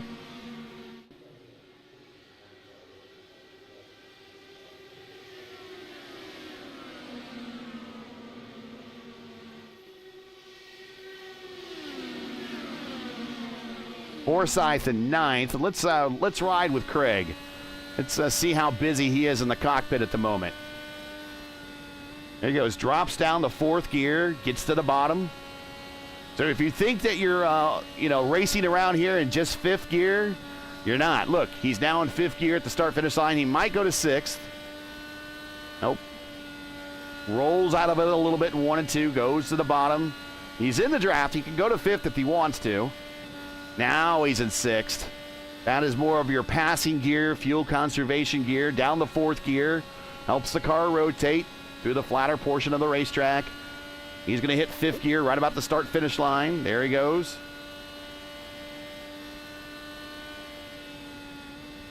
Now, all the while, what you don't make see... it 3 wide.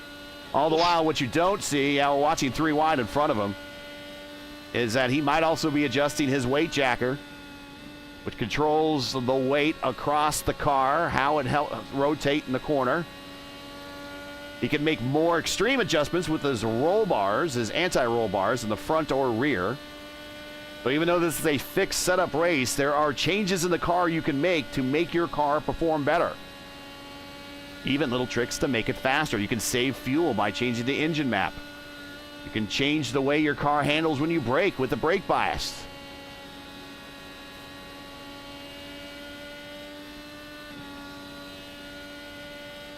Hey, we're 3 wide in front of them. They got situated. Go ahead, LGN. So we're gonna see soon, very soon, green flag pit stop. Yeah, we might. 54 laps for a lot of the leaders, yeah. So yeah, from Santos to Baldwin to Santos, they have a 54. So all the top 4 and 54. Then is coming Murphy with 49, Wheeler 55, and Wagner 49. So basically all the top 10, they are in the window to coming in and go to the end. Baldwin still continues to lead, 116 of 150. The INDYCARs have caught the leader, Cole and Cannizzaro, the teammates.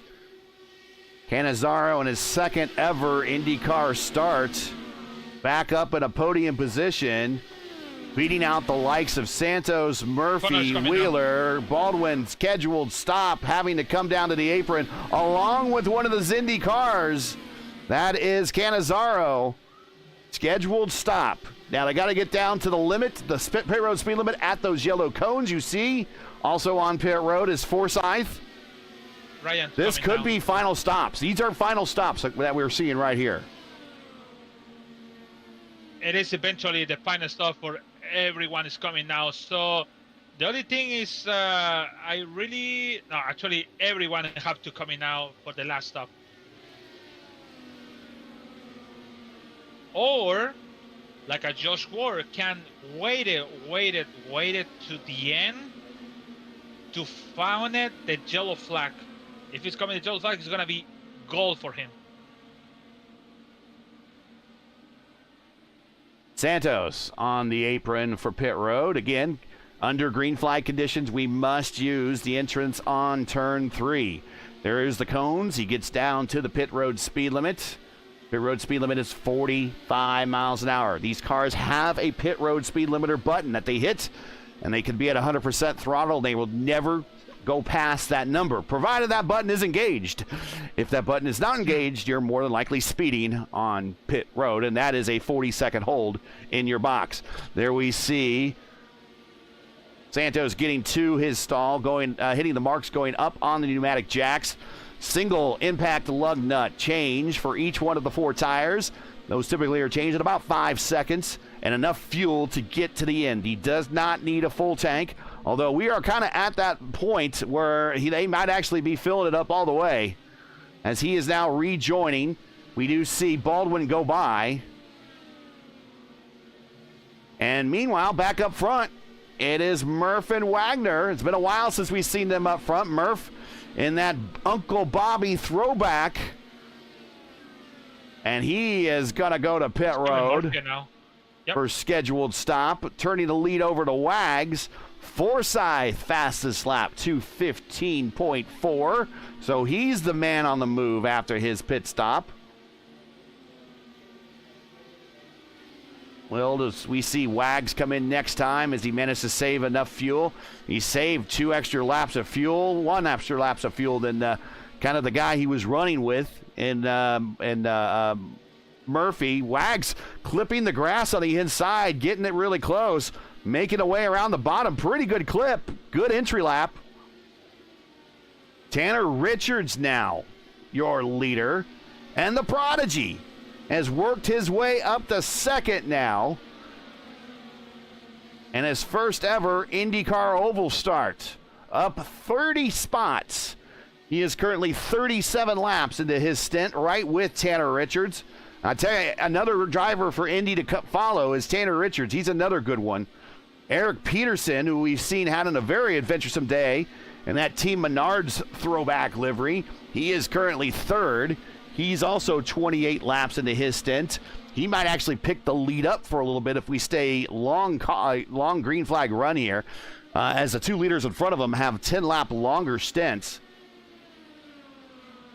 So we still waited for 12 more cars to come into the pit, and we have everybody to go to the end. But again, I'm going to mention Tanner also, or maybe Indy can wait it to the end to maybe the yellow flag is out and have a close corner almost collected by Clendy. So they can wait it, but the problem is if you wait too much, look at this group. You can have a disadvantage thing. So this is my advice. You can't wait it to the end. Darby is the meat in the sandwich he does not want to be in right now. He goes to the bottom, and that's the way. Oh no! Darby grabs a little bit of the apron, and that caused unfortunately. Try to get the camera back there. Oh no! We have a. I scared. Oh no! Gary Lovner almost to the wall with Ty Quilla. Where's Jesper? I want to go back a lap or two before for Jesper, who got behind Darby. Darby goes to the bottom. Easy to do. Again, easy to do. Grabbing the apron. That's why we always say apron bad. You just got to watch the car. Sometimes it rotates. He had to let up, and there were 3 Rogue Racing cars right in line. It was Jesper, it was Ty, it was Clendy. And Darby getting out of the way. Again, that just comes with experience. And again, a lot of drivers still learning their craft on these cars. These are among the hardest cars to drive on this entire service. Not to mention, everything you have to learn in just a fixed setup car. Never mind what you have to learn on open setup. Caution, racetrack. And Cody and Will. Cody Cavaco and Will Stern coming off of 2. Stern to the inside, Cody to the outside. It's not that code, that one. It's really legit contact. Will just kind of came up a little into the side of Cody. And then both lose the front nose. And I don't know if we both have fast repairs left. Cody does. I don't think Will does not. Nope. So good. So this is good. Yeah, this is really good for Richards and Kirkenbauer. They can come to pit road under caution. Same thing with Peterson and Ward now. He could stay out or go to pit road. Now he's going to come to pit road. Leclerc coming to pit road. Turner Johnson. We have not talked about Turner at all today. He is up to 6th by staying out. He's coming to pit road. Stephen Lee, pit road. Jesper Orman coming to pit road. So it might have been tight on fuel for him. Clendy coming to pit road. Maybe they're coming in for that last set of tires. Rusty Plant. He's had an interesting day. He has worked his way up to 10th. Connor Baldwin now, I think, is getting a bit of a wave around. And Azaro. So we got a bit of a shuffled field here. Baldwin is actually going to come to pit road, I think, by getting the wave around, and he's going to try to get some fuel or tires here and maybe do a last-minute sprint run. Richards, Johnson, Kirkenbauer, Peterson, Ward now coming off of pit road. I believe they're going to pick up the lead, and there's going to be a whole host of cars that are going to get the wave around. Yeah, so it's gonna be. This is the word. This is the title of this 19 or 18 to go. It's gonna be the hunting sprint to the end. So this is gonna be hunting because all of these guys with they're gonna make a wave around. They're gonna go to the front, like Baldwin. It's gonna be also Forsyth, Murphy, Wagner. So good thing. All of these guys, Tanner, Ward, Leclerc, Jasper. Oh, man, Yeah, can you check position. on pit road, Turner Johnson? I think he just stopped for fuel only. He was in the box for 4.3 seconds, and I don't think he went. I doubt he went up on Jackson 4.3 seconds. So he might have. He might have. He might. Yeah. Okay. So he has 39 lap old tires still, while the guys around him do not. Real quick, if you're just joining us, you're watching P1's coverage of round 3 of 9 of the Votive Indy Oval Series, coming to you from Kentucky Speedway for the Votive Indy Derby, where Tanner Richards currently is your leader with 18 laps to go. Make sure to smash that like button. Subscribe to the channel if you've not done so already. We're looking at another one of those Votive finishes tonight. Very bad for Tanner. It's gonna go. It's gonna go back and back and back because it doesn't matter if you have fuel. The tire is gone. Like you said, it's Johnson has the old tires. Yes. Tanner changed, I think. Yes. No, Tanner Johnson. Sorry, I said the first name. Sorry. Okay. But Turner Johnson did not change tires. So that's the second car in line. Coming to green flag. 18 to go. And we are back racing. Richards wastes no time. Johnson in second. And Kirkenbauer, the prodigy, in third. Here we go. And automatically we're watching this battle for second between Johnson and extreme rookie, child prodigy driver, Indy Johnson, go to the high side with new tires to second place. So now for him, he need to, that's my advice, he need to hold the second line. That's it. He don't need to even try to attempt to pass Tanner. Tanner have a lot of experience. It's an Indy champion, official series. He need to hold the second line and go to the end because I know it's a second time in INDYCAR race, and it's a good performance for this kid over here in the body. It's his second ever INDYCAR oval race. Santos to the top with a 2:15.6. It is Richards, Kirkenbauer, Peterson, Ward, and Clindy now snuck up into that 5th spot. And Clindy's bringing his teammate right with him. That is Jesper Ormond. Those two, they're not done. They are going to make a run to the front. Side by side coming off the corner. Richards is doing, you're exactly right. Richards is doing what he needs to do. That is holding the bottom. And with 14 to go, again, if I'm in the ear of Indy, I'm telling him, follow this guy, watch this guy, work on hitting your marks, try to pull away from that third driver, because Peterson has hundreds of starts in these cars as well. A lot of IndyCar starts, a lot of in the DW12, but a mini in the IR18 as well. And then there's your defending Votive Indy Oval champion now, snuck his way in the 4th, Josh Ward.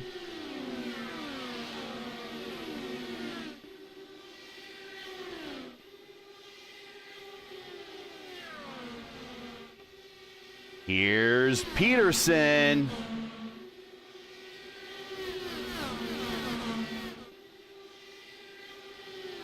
And and if I'm Indy, ignorance is bliss.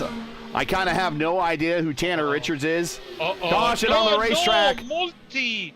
And Ryan Cole is one of them in one of the Zindy cars. Oh, and Canizaro in one of the other Zindy cars. Oh boy, this is going to be interesting now. Darby, starting from Darby. Oh no, Darby! He comes off of 4, and I think he just gets up in that dirty air from Murph. Oh my God, I see many cars though. Oh, I think he was trying to stay out of the way, and Ryan thought he was going to the high side. He's going to take out. Oh no! Oh, and he took out. Let's see, that's Forsyth. Miller was in that one too. Durazo. I see 6 cars. But let's see if some of these guys can get back and maybe get repairs done. Unfortunately, short day or a long day just ended abruptly for a number of these drivers. We got 10 to go here at Kentucky, setting up to be a sprint to the end. And Richards and Kirkenbauer not coming to pit road. Turner Johnson, that restart with the old tires, he's back to 12th. Good gamble, but I would have just held on and made it, maybe if it was later in the run. Nice gamble. I mean, you can't win until you throw the dice, right? Yeah, what is it now? Oh, there He's back in 12th, yeah. Yeah, so... And that's Ty Quilla getting the wave around, by the way. He cannot go to the pit now. We have we're gonna go for 6 to go maybe. So if you go to the pit, we're gonna lose maybe a lot of positions, or maybe coming the yellow flag and in the last lap. So I don't know. It's a tough decision for him. What kind of thing he can do? Actually, he can go to position 20. So I don't know. Well, last car on the lead lap is Quilla in 21st. So if he were to go to pit road, he'd probably cycle out behind Quilla. So as I was getting ready to say, before the caution, or as the caution came out, if ignorance is bliss, then Indy is sitting pretty happy right now in that P2 position, has no idea who Tanner Richards is. I mean, he is a regular top split performer in the Indy Oval Series on this service, meaning that he is a regular 4K, 5K driver in iRating. And also is and then you got Eric Peterson, and then you got Eric Peterson right behind him, who runs his own IndyCar league in the Dark Horse racing series, the DW12 series they have, and he has hundreds of starts, whether it be the IR18 or the DW12. And then beyond that, there's Josh Ward. But go ahead. I mean, Tanner Richards, you said that he has some accolades that even go further back in time, right? Yeah, so he's the Indy champion, the INDYCAR Fixed Series champion, the old INDYCAR. Nobody, actually, I don't want to say nobody, but I used to race over there. So in the... So that used to be season 3. Yeah, so the old Indy Fixed Series, which is now it is still there, but it mirrors the Indy Open schedule, and they're more sprint races, but it's fixed setup sprint races, and then it follows the Open schedule. The Open schedule goes between road courses and ovals. The old Indy Fixed schedule what Tanner used to run was primarily ovals, and it would have like 1 or 2 road courses a season, but it was primarily ovals. They created a new series after they got the license back, simply called the INDYCAR Oval Series, and he's in that now. So the lineage kind of goes from INDYCAR Fixed to INDYCAR Oval, and the new current Fixed Series is kind of on its new owned lineage, so to speak. Coming to green flag with 7 to go. Tanner Richards, Indy Kirkenbauer, Eric Peterson, your top 3, and Josh Ward gets the drop on Peterson and going to the outside. He's going to get that position, but while they're racing for it, the top 2 are going to get in line and pull away. Very, I'm going to say it, Peterson, nice guy to left the right side to... Oh, Clindy's going to send it to the inside, and he goes from 2 positions deep at the restart to 3rd spot. But Ward is coming back, and Eric Peterson is coming too, and also Jasper is coming Orman over there.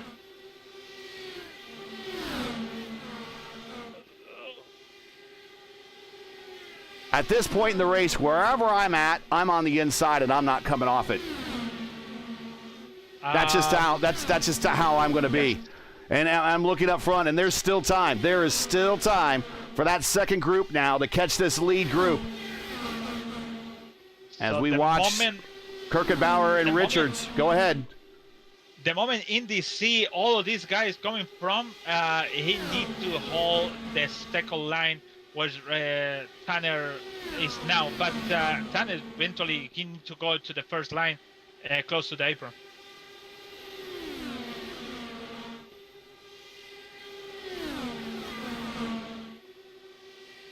Wagner, purple lap that time by 2:59.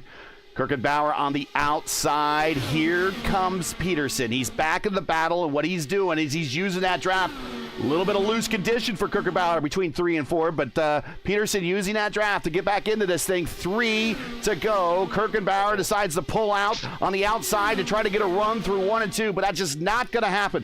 1 and 2 on the bottom. It's the preferred line. Tanner staying on the bottom. Kirkenbauer is going to stay up top. They're going to go side by side in the 3 and 4. This is where the high side comes back in. Kirkenbauer decides to come down, give the dirty air to Peterson, coming back up, and we're cautioned this race is over.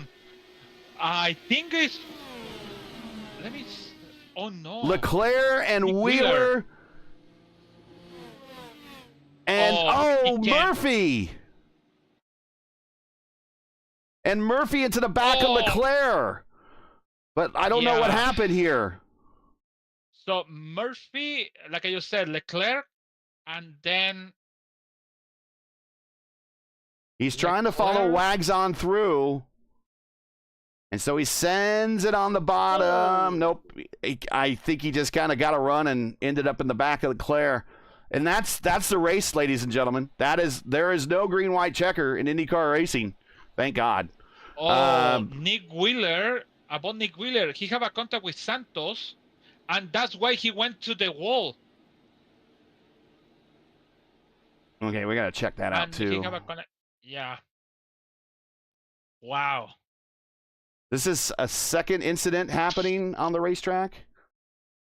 Yeah, this is second incident. Oh, no, this happened in front of him. And they go 3 wide. And again, we're just... Santos hip checked them. Coker gets collected. He goes on the high side, threaded the needle, and then ends up getting into Leclerc. So that is it. Tanner Richards is going to get the win.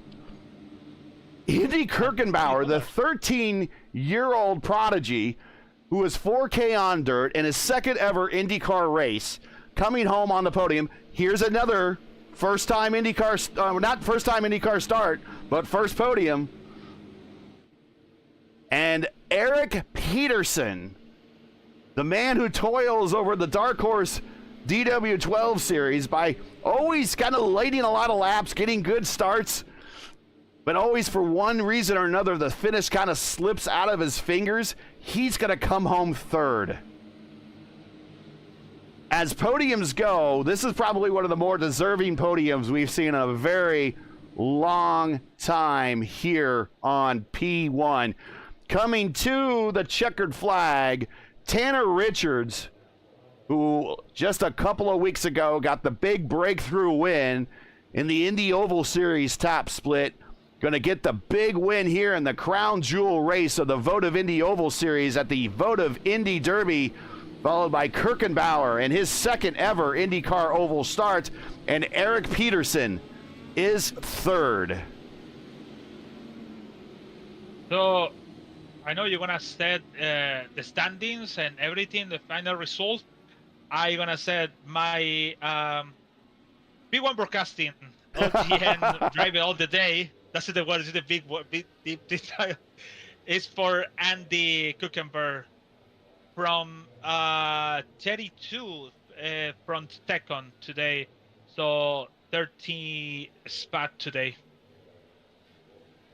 And if what I'm going to do here, and I don't know if everybody knows where the interviews are going to be held, but before we do the final standings, I do want to give the link to our Discord, I do want to talk to everybody. I already put it in the Discord. Okay.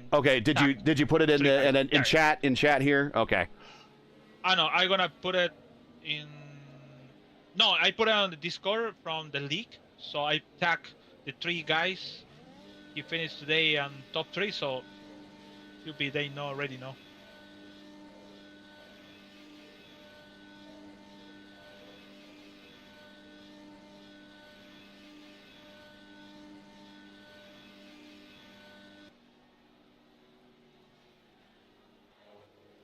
There, I put it in there 5 times. Let's see. Horrible race.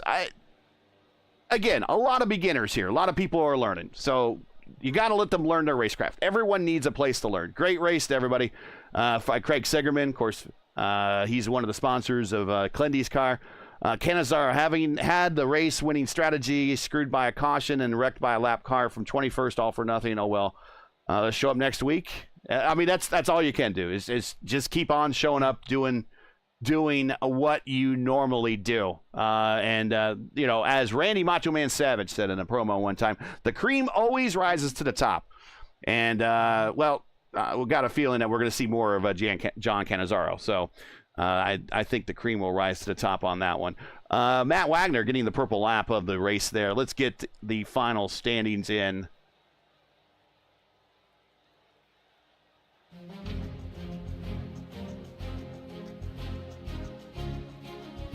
Tanner Richards with the win. Eddie Kirkenbauer with P2. Did everything he needed to do to bring that car home with a great podium finish. Eric Peterson's going to be extremely happy. Looking forward to talking with him. Clindy in 4th. Jesper Orm in 5th. Josh Ward in 6th. Stephen Lee 7th. Connor Baldwin 8th. Wagner in 9th. And Santos in 10th. And just everybody had an adventuresome race, to say the least, up there today. We got Plant, winner last week, recovers to 11th. Gallison 12th. Cole 13th. Miller 14th. Coker 15th. Quilla, Everett, Johnson, Durazo, and Lovern is your top 20. Murph, Wheeler, Leclerc, Mitchum, Marioth, top 25. Canizaro, Forsyth, Stearns, Cavaco, O'Meara, your top 30. Goebbels, Robinson, Edwards, Fortson, Dinsdale, top 35. Pagero, Pahutsky, Connell, and Smith, your top 39, and that is your full lineup tonight.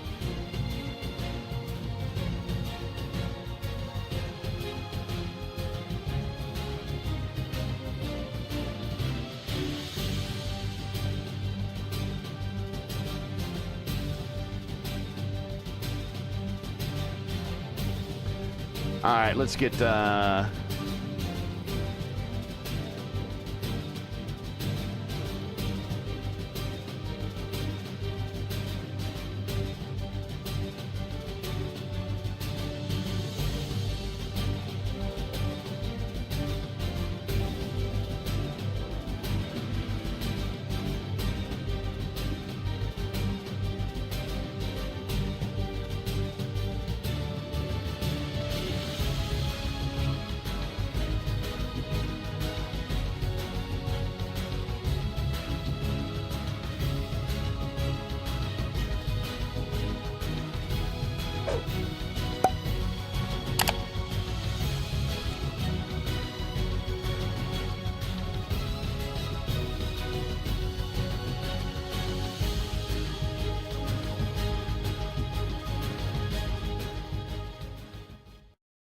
all right, let's get into the interview room here real quick. I hope we have some happy people in there. And we do, and there is Eric Peterson, and we will bring him up right now. And there is Eric Peterson, the admin of the Dark Horse Series. We were talking about how many starts you have in the IndyCar. You kind of got your car in a position to get on that podium and held on and fought back for it because the guys that were around you were not cutting you any breaks there at the end. and you held on and got the P3. We talked to you on the podium in an earlier broadcast we did here on P1 when we had your Dark Horse Series over the summer. But it's been a while, man. It's good to have you back. Talk about your race. It was quite eventful, to be honest. I mean, it was a great set. Congrats to Shane and RM3 who does these sets. It was a lot of fun to drive, but I just got mired in the back there because of a terrible qualifying effort. I did everything I needed to do to qualify, and I looked at the time that it didn't count because right after the start finish line, there's that little piece of grass, and I had cut down below there and crossed start finish line. I hit that piece of grass, and it didn't count my second lap, which would have put me, I think, 8th starting. So I started way back, I think 31st or something like that, and then just kind of held my own. And there were a few bang-ins and stuff like that, and had to pit. And but all in all, I mean, just the strategy worked out. Everything that we were on with Tanner and Indy, we just, we had that, we pit on lap 132 and we came out in front because we had just stayed out. I still had like 6 gallons left when we pit on lap 132, but I couldn't make it to the end, so I still had to pit. But it worked out well. But it was a lot of fun. I mean, especially with this many cars on track, that was a blast. It looked like the kind of the biggest area that needed work from everybody were those restarts. From your point of view, what it looked like on the restarts, were the leaders bringing everybody down too slow, people too anxious?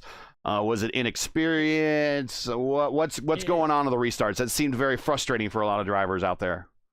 Yeah, it was. It was when you're that far back, where I did many restarts in the top when I was in the top 30, so basically 20th and higher. It takes so long to get going. That green goes and everybody gets so antsy and everybody wants to go, and it's tough because you just have to wait for that car to go in front of you. And it's just that a whole, according, a timing and everything coming back to us. And there's really, I don't know how to fix it.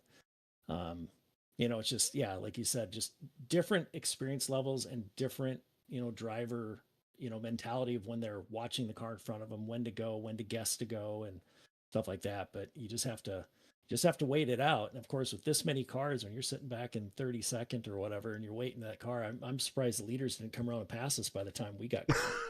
So I was expected to be lapped before I started across the start finish line. Well, we haven't got a chance to show it yet. And it does happen to work out that you are one of the admins and founders of the Dark Horse Racing League and their DW12 series, which will be over here on P1.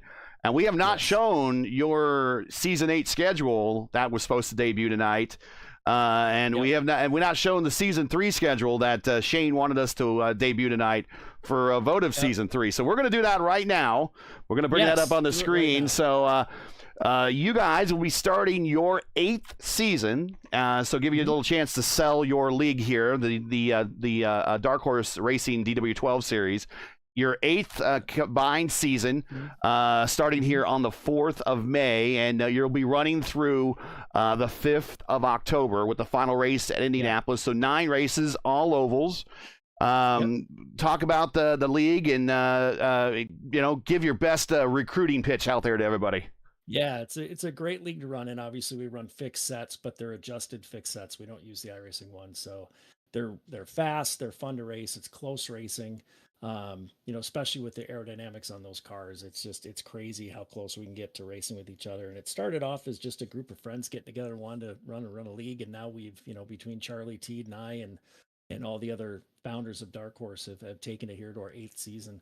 And I'm really excited to partner, with Shane and this Votive League, because these bunch of great guys, and being able to, race alternate Sundays. So you don't have to pick a season or pick a league to run in. You can run in both, and we've alternated the schedule. So, we'll race on the DW12s on a Sunday. They'll race the next Sunday, vice versa. We'll go back and forth all the way through.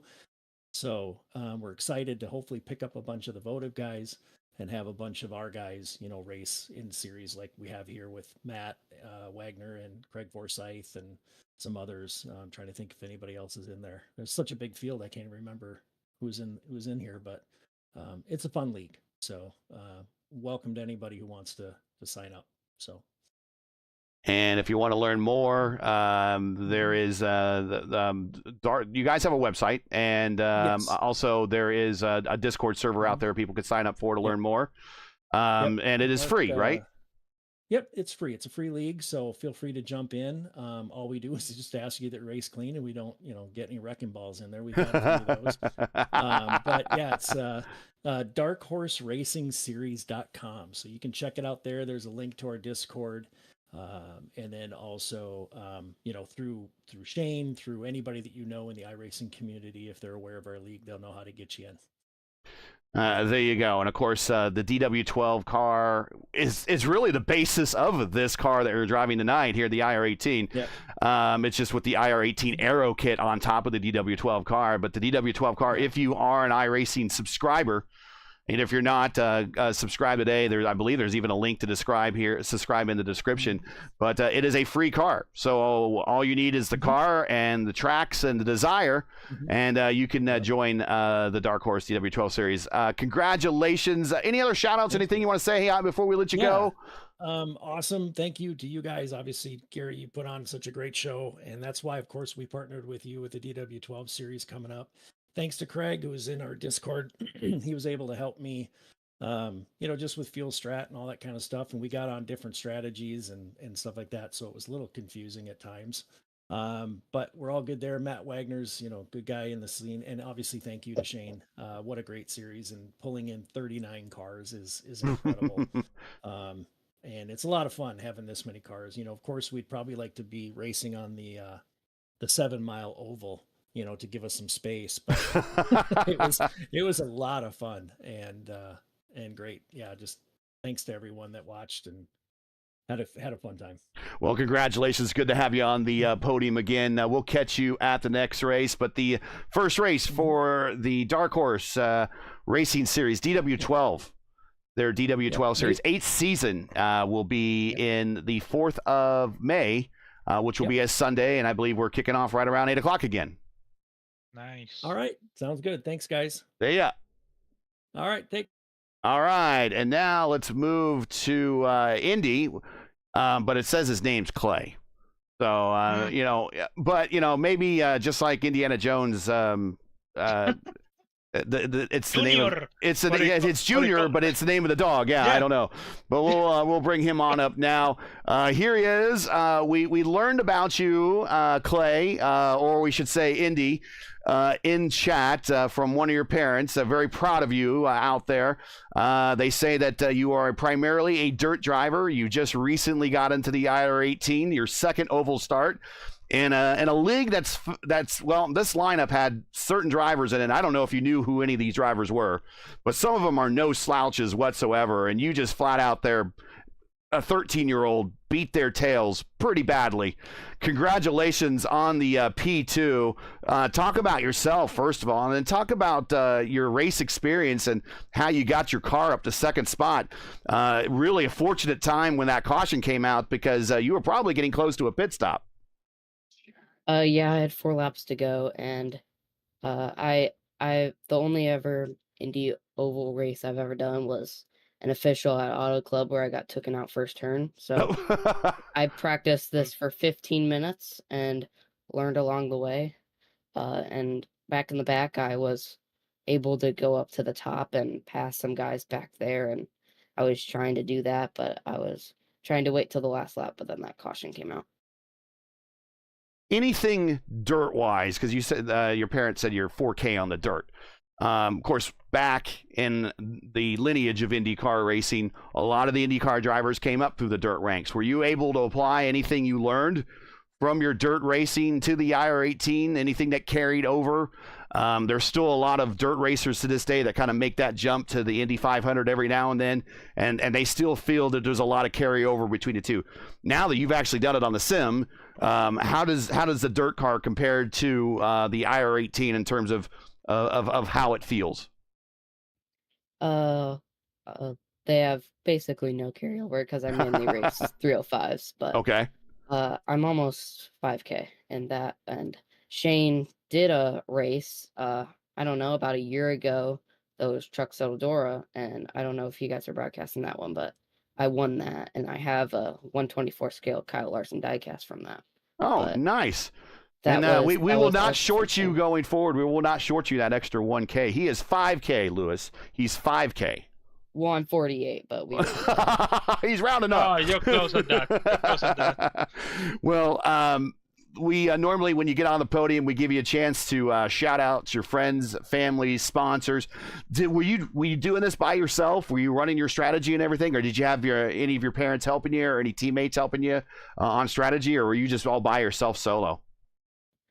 Well, my dad was only really doing the anti-roll bar, but apart from that, I was mostly doing mostly everything. Just sometimes with the pit strategy, but the pit call that made me get up to second, I made that call because I was just hoping. I wasn't even thinking long term like that at that point. I was just hoping I'm only going to lose like 5 spots and I will be able to gain a bunch of spots on 20 lap fresher tires, and then it ended up working out really well for me. Are we going to see in some more races in the future? Yeah, I'm planning on doing Iowa next week. All right. Shout outs, friends, family, sponsors, anyone want to say hi to before we let you go? My go-kart sponsors are BJ Emery Associates, Fremont Fitness, The Alley, and Make Something on YouTube. Well, congratulations. We don't get the child prodigies here very often, but it's good to have you. 5K on the dirt. Clay, also known as Indy Kirkenbauer, congratulations on the P2, and we hope to see more of you in the future in the IR18. Yeah, thank you. I'm planning on doing Iowa, and it's gonna be really fun. Iowa. Looking forward to it, man. And also, Yeah. my dad told me to say that you should follow me on Facebook at Indy Kirkenbauer Racing. All right, there you go. Check him out on Facebook. Give him a follow. I think you got to keep an eye on this one. So congrats, and we'll catch you at the next one, man. Good to have you in the league. All right, thanks. So remember that now Trost started that young. And remember how many wins Really? Trost got in this car. Oh, okay. he Okay. got over 1,000 wins in this car. So You know what? It's like our time when we play Super Nintendo or Nintendo or thing, and we are getting better to the years. And these people started with the sim racing.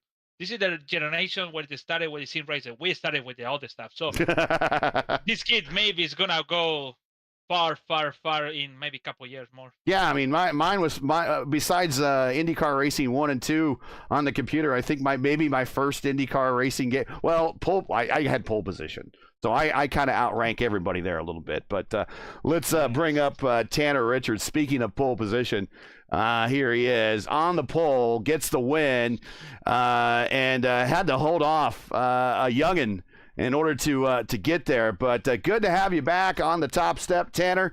Talk about that race. It was a tough one from the restarts, from the traffic, from the dirty air, everything that was going on. A real drive to survive, and you did it. You got the win. Congratulations. Talk about your race. Hey, thanks, guys. Good to see you again. Yeah, I was just kind of holding station for like the first half of the race and just kind of chilling up front, and I wasn't really trying too hard, and I kind of got shuffled back a bit, and there was a whole bunch of cautions, and it was kind of a little sketchy. But later in the race, we had that restart where everyone checked up, and I'm not sure what lap it was, but it was I made a pit stop around like lap 55 or 60 or something like that, and I took on a bunch of fuel. And I think the other people that were on that strat were actually saving their fuel, and they kind of dropped behind me. But I didn't think I could save enough fuel, so I just kind of went for it. And I got a caution like at the exact right time with the whole field trapped a lap down. And that was basically it from there. That was all I needed. But if I didn't get that caution, I think I would have been 10th or worse probably. Let's talk about the restarts. I think a lot of people had problems with those. How do they look from your point of view, and any way to improve on them? I thought I was up front for most of them, and they looked okay. That one restart with the big wreck, I kind of like a couple cars in front of me kind of went and then didn't go, and I checked up, and everybody behind me crashed, and I was really lucky not to crash. But besides that, I thought it was very good out there. Condition wise, setup wise, I mean, how was the car out there otherwise? You seem to, once you got out in front, though, and got that clean air, it didn't really look like anyone had a chance to challenge you. Yeah, it's hard to pass the leader if they hold the bottom. And the set was great. I got to thank Rob for making the sets. He does a great job. Honestly, I'm saving these sets and I'm studying these and trying to see what tricks Rob is up to and stuff. But I doubt he's showing all the cards here. Yeah, the setup's very fun. Oh no! Power Slide and Private Label Team Hype have a hidden stash out there of the really good stuff. The top shelf setups. Yeah, we're getting the plastic bottle screw top setups right here. But they got the top shelf stuff somehow. But I'm sure you can learn quite a bit from them if you take them apart anyways. Any shout outs, friends, family, sponsors you want to say hi to for getting this really, really big win here with this field? You got some money you're going to win out of this today, and 39 cars. Not very often you see a 39 car IndyCar oval race out there, so you could say you won one. Yeah, it was a great race, really clean for 39 cars, and I'll thank Shane for putting the league together. Shane's been really nice answering all my questions, and I'm new to the league, so I really appreciate everything he's doing. And, Indy, Eric, Kyle, Jesper, everybody. It was a great race. I really appreciate it. Well, congratulations on the win. Congratulations on surviving, getting the first win here in the Votive Series. I have not checked the points, and I should probably do that here before we let you go and see what. It's not yet. Not yet. So the points haven't been updated, so we don't know where you're going to be points-wise. But we hope to see more of you in the series. Next up is Iowa. We hope to see you there. I'll be back next week. Thank you so much. Anna Richards, your winner here today at the Crown Jewel for the Indy Votive Derby. All right. LGN, man, heck of a race out there. Lots of room for improvement for a lot of these drivers still learning their crafts. But you kind of look, with the exception really of Indy, but man, he has 5K on the dirt. But Tanner has a ton of starts and in Indy Fixed Championship. Eric has a ton of starts. Clindy, he's been on the podium for the Indy Fixed and Indy Oval Series, the last year? Jesper, we know how many wins he has. Josh Ward, former series winner, our former series champion here. Stephen Lee, top split driver. Connor Baldwin, former winner in another series. Matt Wagner, former winner in another series. Edson Santos, former winner, former champion in another series. You look at the top 10, the experience shown here rather brightly. When you get a field this big, that you expect the cream to rise to the top, and this is kind of exactly what happened today. Yeah, it was to be honest, before the race, I was worried about the big field, 1.5 miles today, and how it's gonna be in the people inside the how it's gonna be involved all of this. It was good actually. The people really to be honest. Let's talk about Michigan. Michigan was 11 cautions. And in 100 laps, and today we have 150, and we only have 39 cars with 8 cautions, maybe 7 cautions. We don't count the last one because it's just the white flag. So things you understand, the people in you understand also. If you have a damage on the car, you have to pull over. Keep in mind is the long race, especially this one. This is the special. That's why we are in 150 laps today. So the people need to still thinking about it. Oh, I have a time. For example, Tanner Richard went to back and then went to the front again, and he won the race for the pole. Indy went from back to. This is the best example. Peterson and Indy. They started on the back on the field, and they went to the podium today. So it's really important. These two guys is a best example how it means to be relaxed, be patient, thinking about your pace, thinking about the long race, long stint, not in the short stint. If you want a short stint, just go to the Indy Fixed, Oval Fixed, and you have a 50, 60 laps over there, and you can do one stop and just easy strategy, just faster race, and that's it. Today was a 1 hour and 35 minutes. is really, I really said this is success because for the field. That's why it was a good success. For me, it wasn't even close to horrible because we have this always happen in Michigan, in Auto Club, Indianapolis also, Pocono also too, about the restart. That's the only thing we always see. That's the big problem. To don't be patient on the restart. That's the only thing we have a horrible always in every single league. We just say ERM they have a different stuff because for that reason. That's the good thing we have. Yeah. So they can implement this maybe in the future, but they need to have a race control active in the race to have this control all this stuff. So in conclusion, all of this real success, good for Tanner for the victory today, and is not standing even for the race result today. So we have to wait for next one on Iowa. That's next week. Yep. So I think we need to see a short field for Iowa. I know if we have over the 25 30 cars in Iowa. I don't want to see that. Would be interesting. It's going to be weird to see over the 35 cars in Iowa because I don't know. I welcome it. I mean, the NTT INDYCAR series started 27 there, so I'd like to, I'd like to see it. But I mean, literally, there'll be people taking the green flag as the field is still entering turn 3. I mean, that's kind of how big it is. So we'll see. But I'd like to see it, a good sized field for the health of the league, anyways. But we're gonna keep an eyes. We're gonna keep an eyes on Richard and Clendy, Orman. Or all these guys for Iowa. So see you next one. All right. P1 Broadcasting is proud to announce a brand new crown jewel level event for the INDYCAR iRacing community. It's a 600-kilometer, 186-lap battle at Michigan International Speedway on June 7th, 2025. It's an all-star, invite-only roster of the INDYCAR iRacing community. Some of these same drivers you saw in the lineup today will be in the lineup, or at least get an invitation, competing for over $200 in prizes. Stay tuned for more details and entry applications. Mark your calendars. June 7th at Michigan will be a race to remember. Let's get on out of here. So that is it for tonight. Once again, your podium for the Votive Indy Derby from Kentucky Speedway.